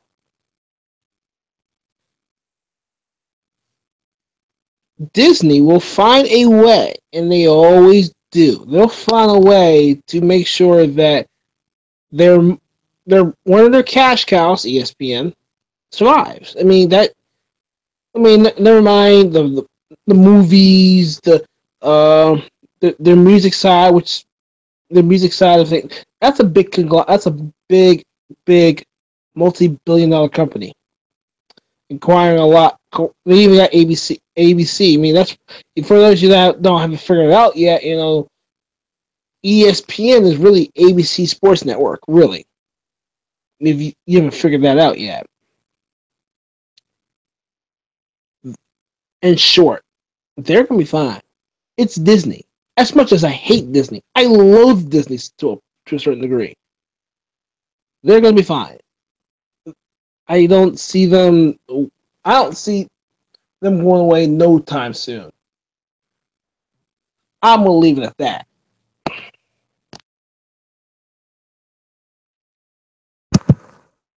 Amina, close us out with your degree in finance. Go ahead. As you all both said, I don't see ESPN going anywhere anytime soon. As far as taking is concerned, which is going defunct, but that's extreme. But as Kylan said, ESPN, in order to survive the years to come as time moves on, ESPN is going to have to truly, what's the word, reinvent itself. With that being, cater more to not only people that grew up with ESPN and when it was, the big major thing out there for sports, but also catered towards the younger generation. And that's where I think what Kylan was talking about with Snapchat. I don't have a Snapchat. I'm one of those girls. But yes, I'm one of those very few females out there that don't have a Snapchat. I don't understand it. I don't know what it's about. I'm not interested. But in order to cater towards these younger generations out here that are interested in sports, they're going to have to. ESPN is going to have to get on the Snapchat bandwagon. They're going to have to do something with Instagram, Twitter, Facebook, and whatever else social media is out there. A whole lot of companies and businesses now are doing promotion, live streaming. They're actually holding, events on live streaming, Facebook Live or whatever. So it would kind of, behoove them to look into, modern avenues of promoting ESPN. Because I'm pretty sure, the younger generation, 21 and under, that may be interested in sports or are interested and involved in them, that they don't know about ESPN, some of them, for whatever reason. But expand, your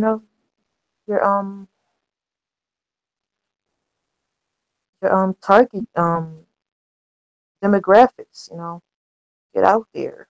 Try to do something different, other than what you've traditionally done, which is just on TV. Because, like I said, people aren't sitting there watching TV with a remote anymore. Most households aren't doing it anymore. The concept of television and sports combined is becoming obsolete these days. I mean, you can watch entire basketball and football games on YouTube now, so you really don't need television anymore. So, yeah, ESPN, just get up with the modern times. Expand your minds, see what people are interested in today, and see how it can incorporate it, to keep ESPN afloat. And that's what I got to say. All right, so moving right along. Our last four questions of the night. Before we say goodbye. Go ahead going on. LeBron thinks Kaepernick has been blacklisted. Will this change public opinion or cause actions by some brave owner? Go ahead, I mean. I mean, we've been saying Colin Kaepernick's been blackballed since last year, 2 years ago, and people are people are admitting it, in different arenas, sports, politics, people that have their own organizations or whatever are admitting it. But now that people like LeBron James, who is one of the most well-known basketball players in the world, is admitting it's getting more media fanfare because of it. Um, as I've said time and time again, something needs to be done about Colin Kaepernick's future, if he does have a future in football. A team needs to seriously get their SHIV together. They really needs him. And I think Thailand went over some of the teams that could really use them, earlier in this podcast today. But it's really getting noticed. He is being blackballed. It's not anything's out of secret. It's not something that has to be figured out. I mean, it is what it is. He is being blackballed. I mean, they just requested not too long ago emails, text messages, and phone records for these folks. Conclude, um, they conspired, against his career. They all planned to say, "Well, he's kneeling. Guess who won't be playing in this NFL anymore?" But with that, he is, and LeBron James is, telling the truth. I mean, it's no sugarcoating. It's no all sweet in a nice little fairy box. It is what it is. He's being blackballed because of his movement. So it's not about the flag. It's not about the anthem, which those are conversations that need to be discussed concerning the truth about the so-called national anthem. But it's not about those. His movement is about police brutality against blacks and other minorities. People don't want to discuss that. So he's being blackballed for it. And quite frankly, I am getting, real annoyed. It's December in a few days. A whole year, literally. Colin Kaepernick has not played football not one day this year. This previous season that ended or this season. So maybe hopefully something gets done for 2018 or 2019, something before the decade ends because this is getting out of control and it's getting too much. He's 30 years old, a star quarterback, and not only a quarterback, but a Super Bowl quarterback, which means that he has a lot of gifts and talents that's being wasted away with him not playing. And the longer he doesn't play, the more it's going to impact his playing ability because he's not on the field. But yeah, he is being blackballed, and yeah, he needs to be signed as soon as possible. That's what I say.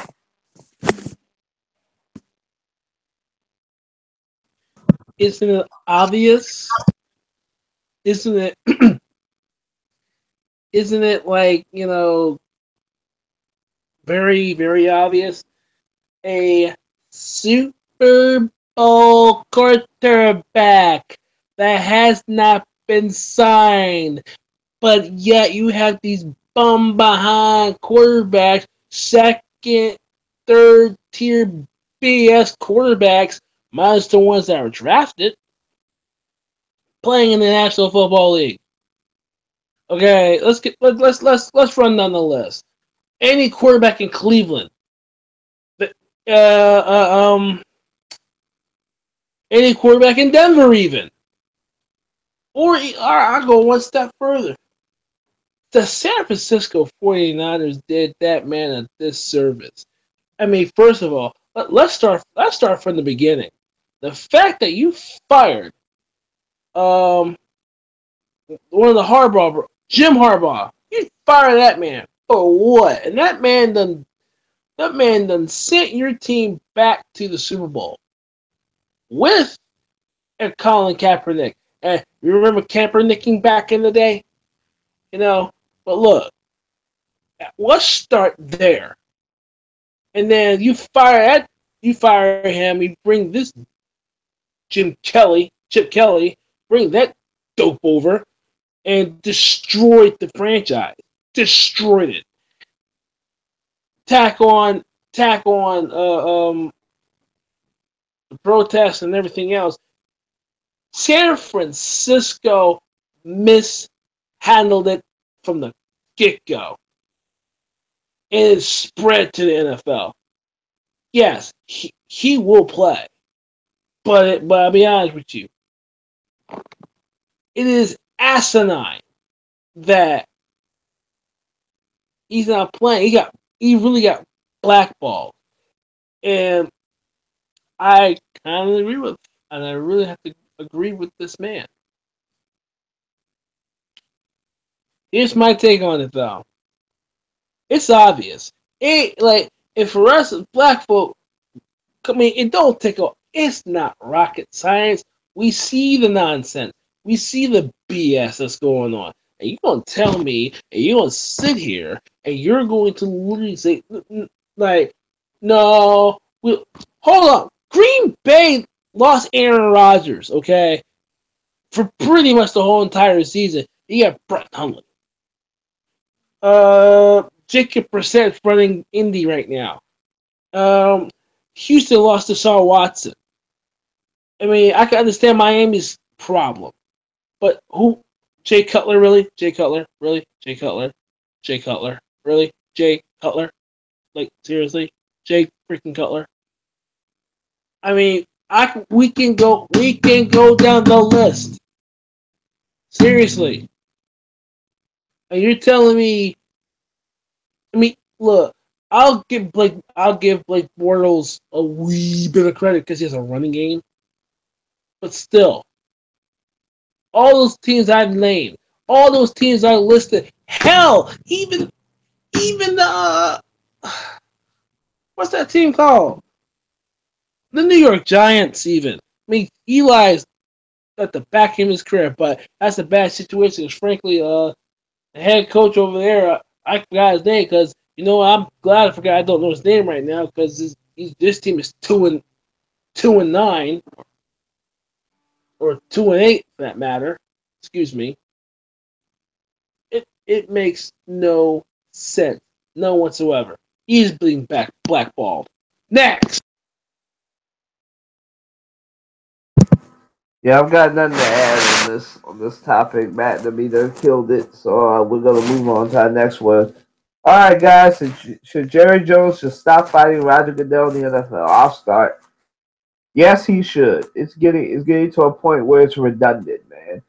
Every day I turn on the TV, every time I turn on ESPN or Fox Sports, it's always Jerry Jones talking about, or people talk about what's Jerry gonna do, what's Roger gonna do. I'll tell you what Roger Goodell's gonna do. If he gets annoyed by Jerry Jones, he doesn't need a vote. He could just fire him because he's the commissioner of the NFL. You know, it's getting to a point where Jerry Jones has to realize that his fate is in the hands of Roger Goodell, and if he doesn't stop, he's going to get not only voted out by the owners, but then kicked out and fired by the guy who he put in power and gave absolute power to. Like, I don't understand, Jerry. Why are you mad that you gave somebody absolute power to be judge, jury, and executioner, and when it bites you in the butt because you have the most dysfunctional team in all of sports, that you get upset with him, and because you don't get your way because he didn't make the players stand for the national anthem. You don't get your way, you act like a little kid. My goodness, Jerry Jones. Just stop fighting, stop being annoying, stop being an embarrassment to the league. I know you won't listen, you'll continue to fight, which is way more entertaining for us, but it takes away from the season, man. You know, the Eagles are 9-1. The Saints are 7-2. The LA Rams have the best record they've had in like 5 years. They haven't had this good a record since Kurt Warner was playing for them. You're taking away from good stories because you want to be petty and try and stop Roger Goodell's contract. Just stop fighting, man. You're a huge distraction. You're more of a distraction than your boy Donald Trump and the national anthem protests are. You just need to stop, man. Stop fighting. It's not doing you any good. Matter of fact, you might get fired. And I know I'll be happy to see you lose the Cowboys franchise, because I'll be excited to not have to talk about you anymore. But you know, it is what it is, man. Just stop fighting them. It's not worth it. You're gonna lose everything if you continue to fight Roger Goodell. Go ahead, Matt. It's Jerry Jones. What do you expect? It's a Hall of Famer, Jerry Jones. What do you expect? This is a guy who is doing. Look, I don't know how he finds his way to the spotlight, but he always does. In this case, this man. Look, I don't know if you vote this man in or not.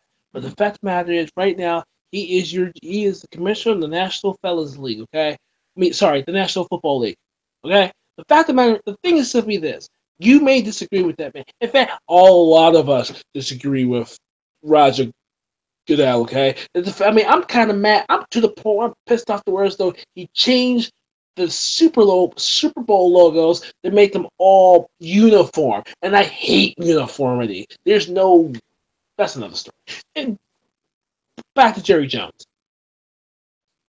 That man lost his pick in mind.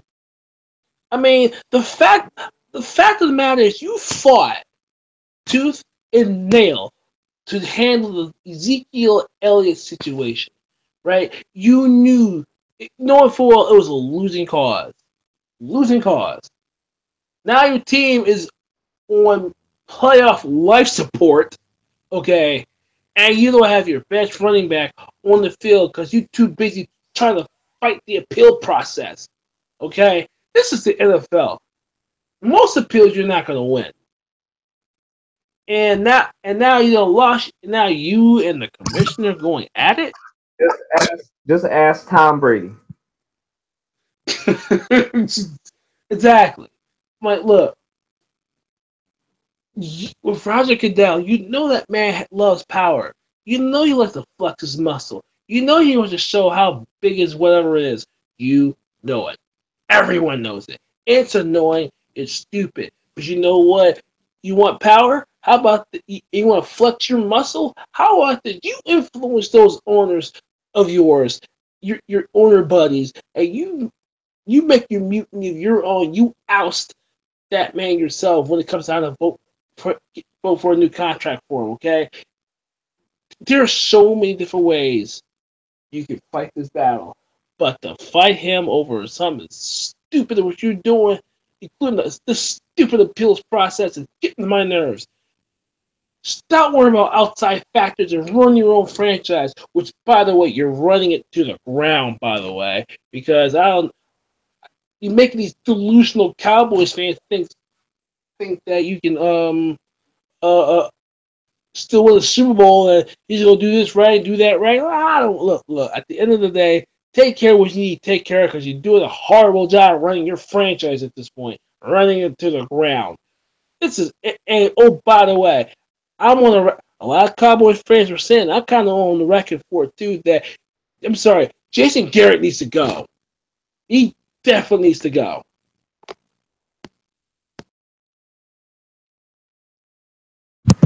Amina? Yeah, just like you said, Kylan, Jerry Jones is, the big child in the NFL, and it's time for him to, like I told you, time for him to shape up or ship out. All this arguing, back and forth, bickering, is getting old and tiresome. Almost every day he's either on the TV or on social media, having it going back and forth with Roger Goodell. And it's pointless. It's not setting up a good example for the younger people that are involved in the NFL, with them being older. It's messy. As Matt said, you're running the team Instagram where you could actually be of service to help uplift the team and bring the team up. But no, you're doing the opposite. So either you just stop with the back and forth with Roger Goodell, do what you gotta do in your life and just move on because it's getting old. I mean, it's pointless. What are you getting out of it at this point?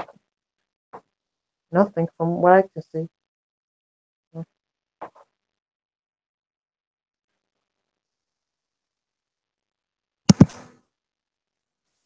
All right, y'all. We're getting into our last two questions. Then we can get on out of here. Go eat some turkey these next 3 days. Stuff ourselves, gorge ourselves with some football. Yeah, football hitting some people in the process. So let's go. Let's do this.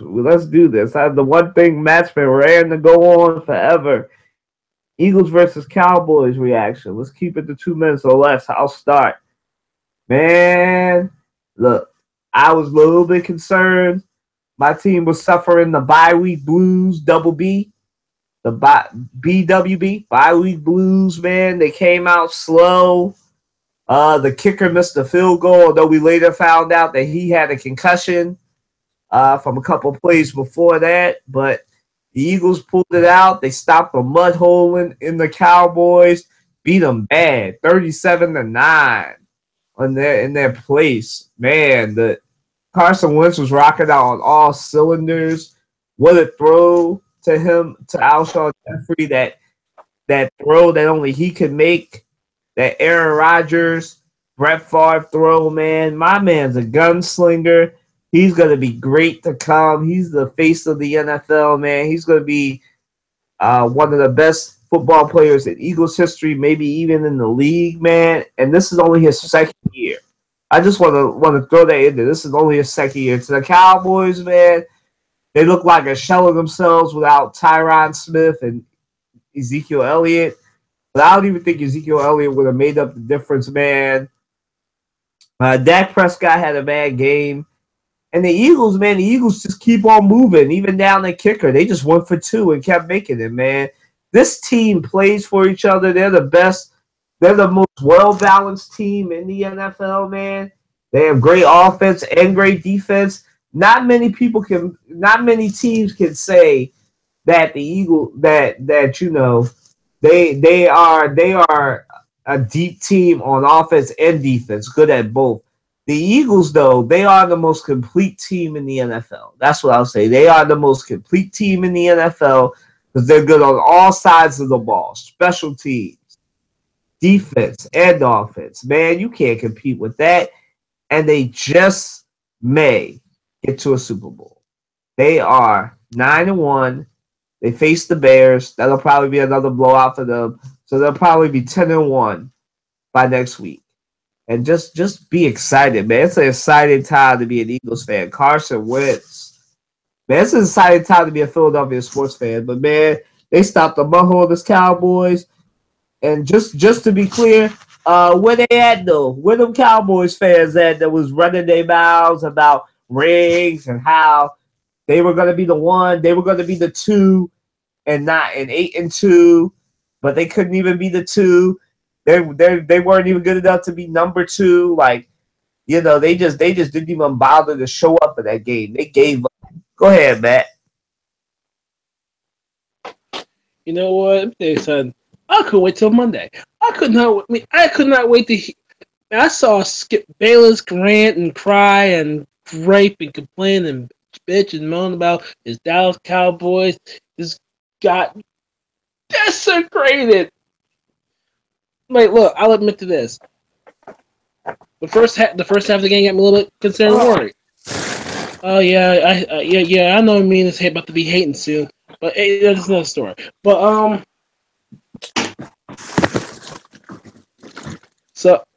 but she'll be hating in 5 minutes. Watch this. Here you go. I thought the fact of the matter remains simply this. You know what? The first half got me worried. Got me a little concerned. You know, yes, and by the way, the reason Jake Elliott got that concussion-ish thing is because of the kickoff. Trying to stop somebody. But you know what? But the fact that as soon as they got their rhythm in the second half, it was like as if this is the Eagles team that we've been accustomed to seeing all season long. This team scored 30 unanswered points. 30 unanswered points. And converted all their 2-point conversions with the exception of that one Zach Ertz fumble. But the Cowboys had their suspensions and injuries with Sean Lee. If I hear Sean Lee's name one more time from Skip Bayless, I swear I'm going to punch him straight in the face. Okay?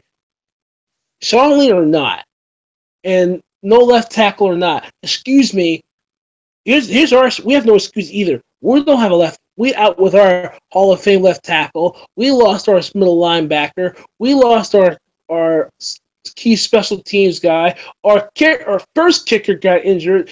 And hello, we are still ticking. We have not left. We have not. Oh, and we lost Darren Sproles.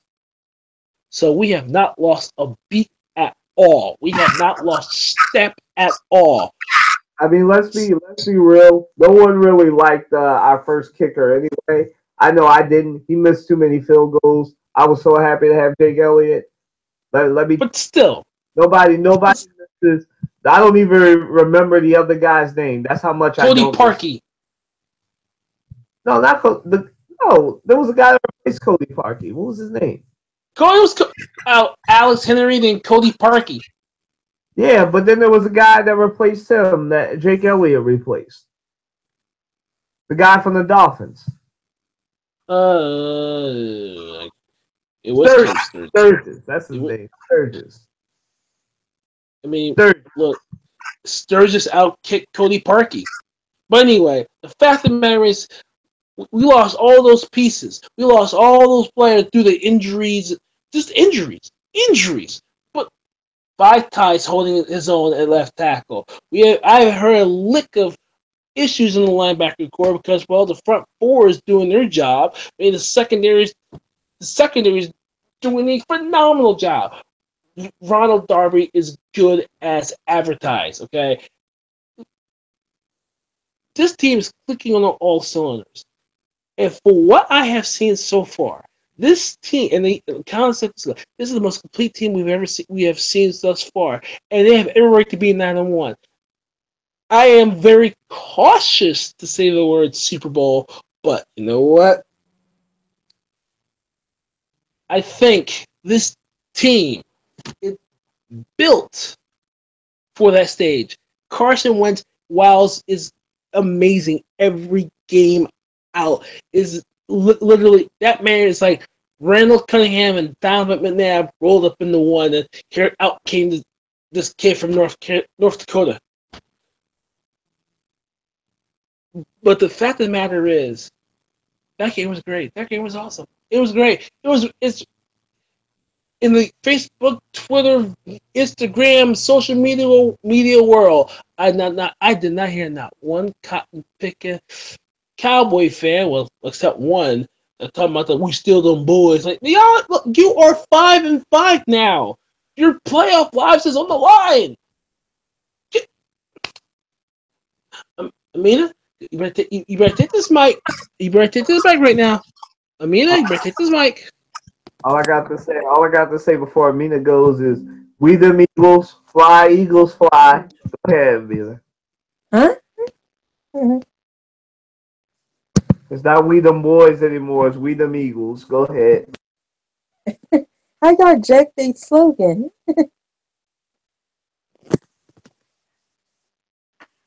Okay, the Eagles and Cowboys game. I actually didn't get to see any of it because I was working, unfortunately, at like a client's home. But I actually got to probably see the last 10 minutes of it, probably, by the time I got home. And they won 37-9. The Cowboys, they didn't show up. They got blown out on their own turf. The Cowboys fans, they even left the game early, from what I heard. And Eagles, as you all said, they the Cowboys got by them. I mean, it's self-explanatory. I know a few Cowboys fans, that are from Philly, and they're upset because they thought that the game was in the bag because it was on their home turf. But apparently not.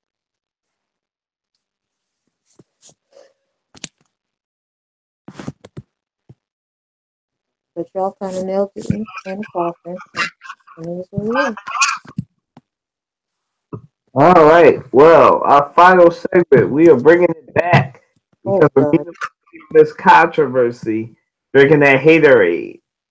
Go ahead. Mm-hmm. Go ahead, Avita. Explain yourself. Tell us. Please. The Eagles are flying high. They're 9-1, about to be 10-1. Here you are. Go ahead. Why Hater. gotta explain myself? Explain yourself, lady. Explain yourself. I'm watching you right here. Okay. This is apparently seen from the post I made on Facebook within the last few days about, there's 19 teams with wins and 13 without. And obviously, the Eagles are one of those 13 teams that are without. I made a list of, who got wins and who don't. And it kind of, obviously, Colin was watching. He got kind of upset, and I kind of literally found out about it today. Kind of strange.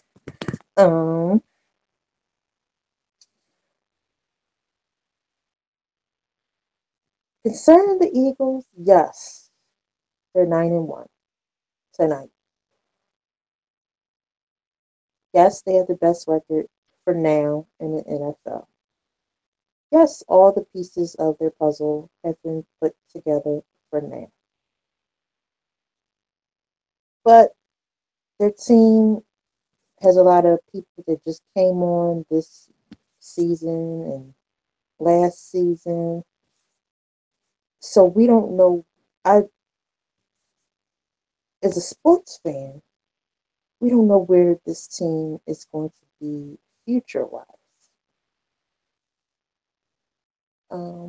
I think the nerve that really got to Kylan was when I brought up the fact of the Super Bowl situation. Watch Eagles. it. Eagles, the only team in the NFC East with no wins. Watch it. I'm trying to be as civil as possible now. Shush. Eagles, they've proven themselves thus far this season, but historically, when we talk about patterns of how the Eagles do in the postseason, after the regular season with the playoffs and going to Super Bowls, they crash, and it's a known fact.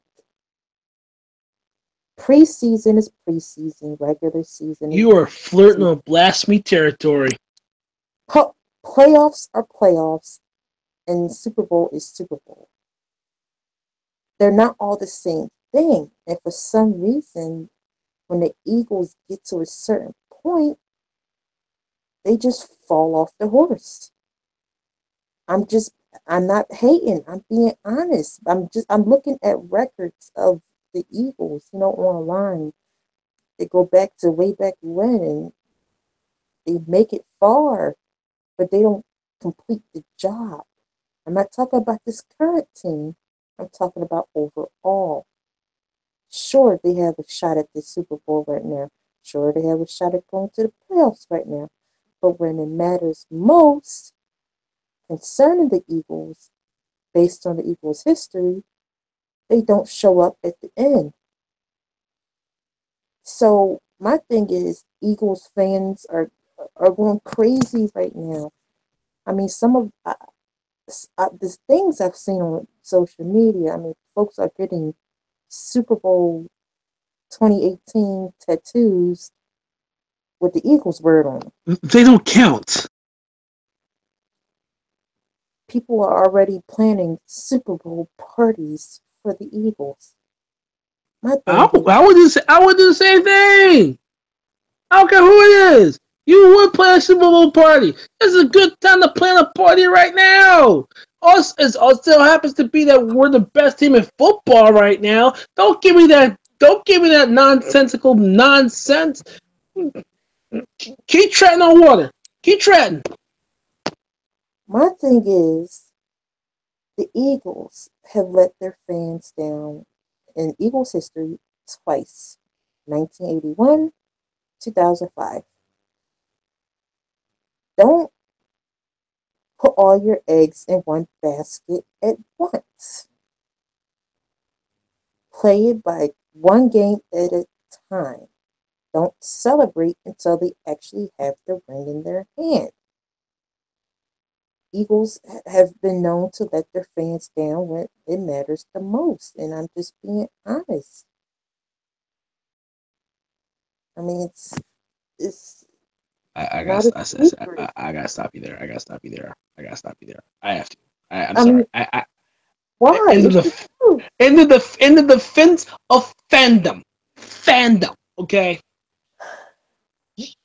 If you're smart enough to know, and Colin can pretty much vouch for me on this one. If you're smart enough to know this, yes, you still have to take every game one game at a time. Yes, and Here we that's are. what Eagles fans are doing this season.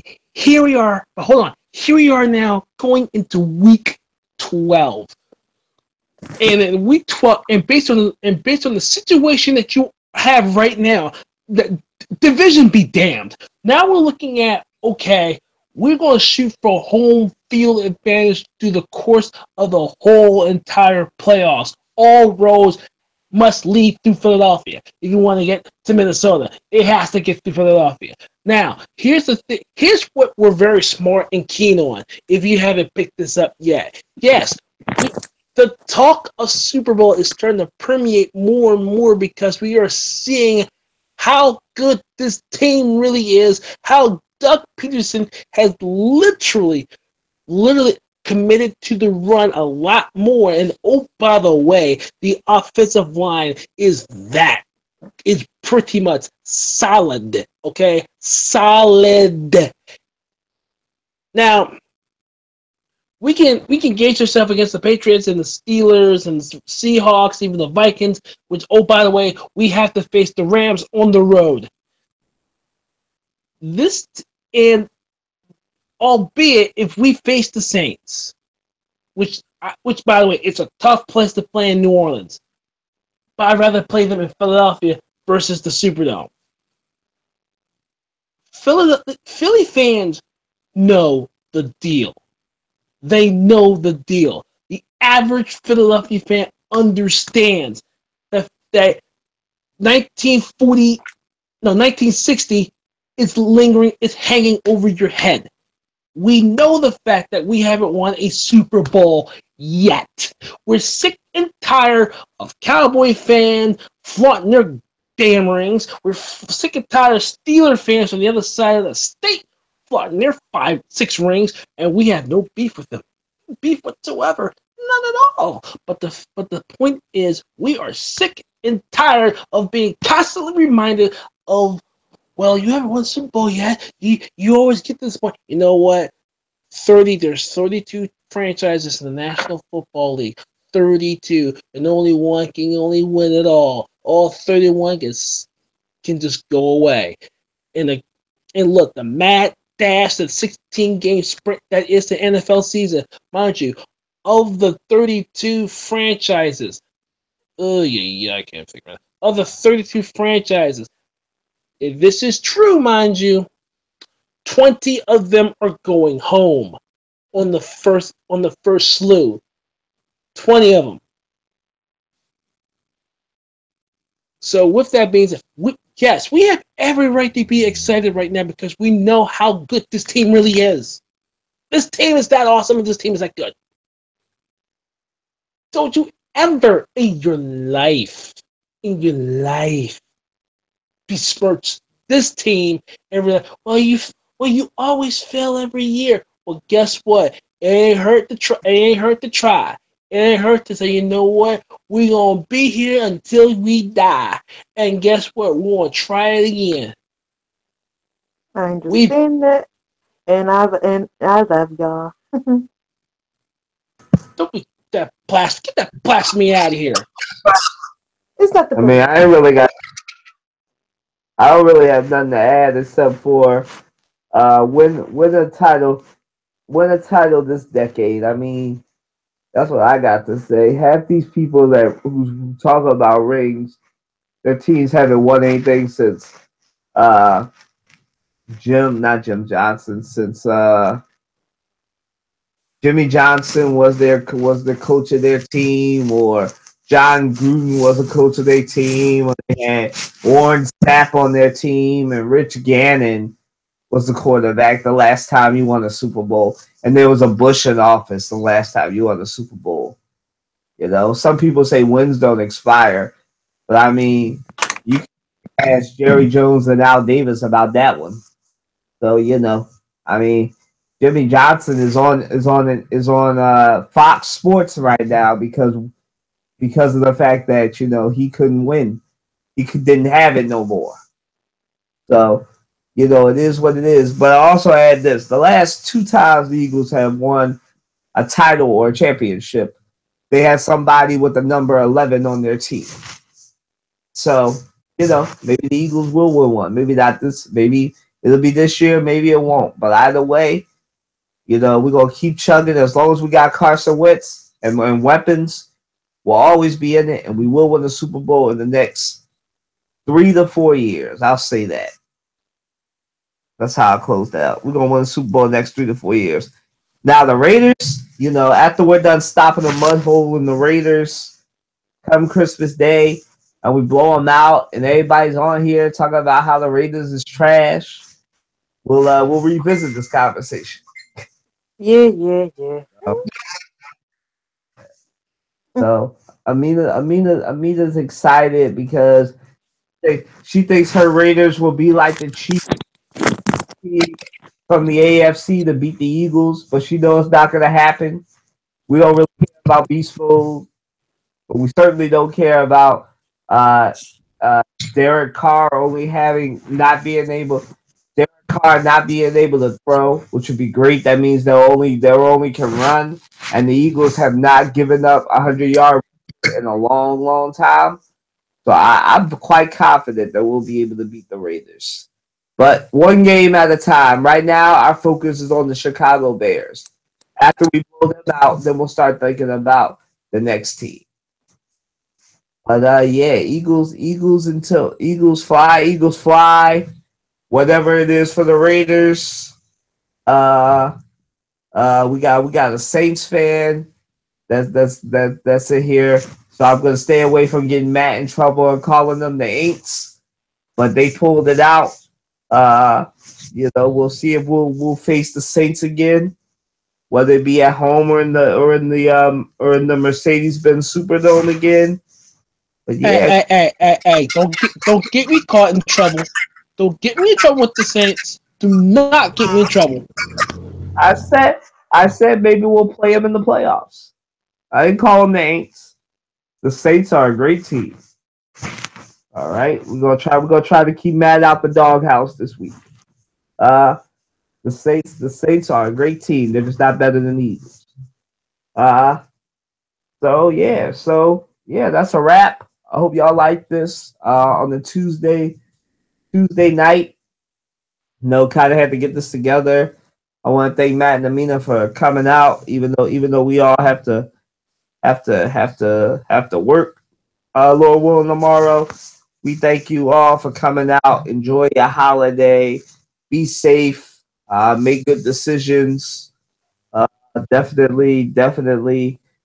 Check this podcast out. Tell your friends about it. I think we're the realest sports take go down. Uncensored, unadulterated sports opinions and things on various topics. Thank Amina and Matt. Have a good Thanksgiving for those of you that celebrate. Have fun. Enjoy the football. Enjoy the food. Be safe. Deuces. Have a good week.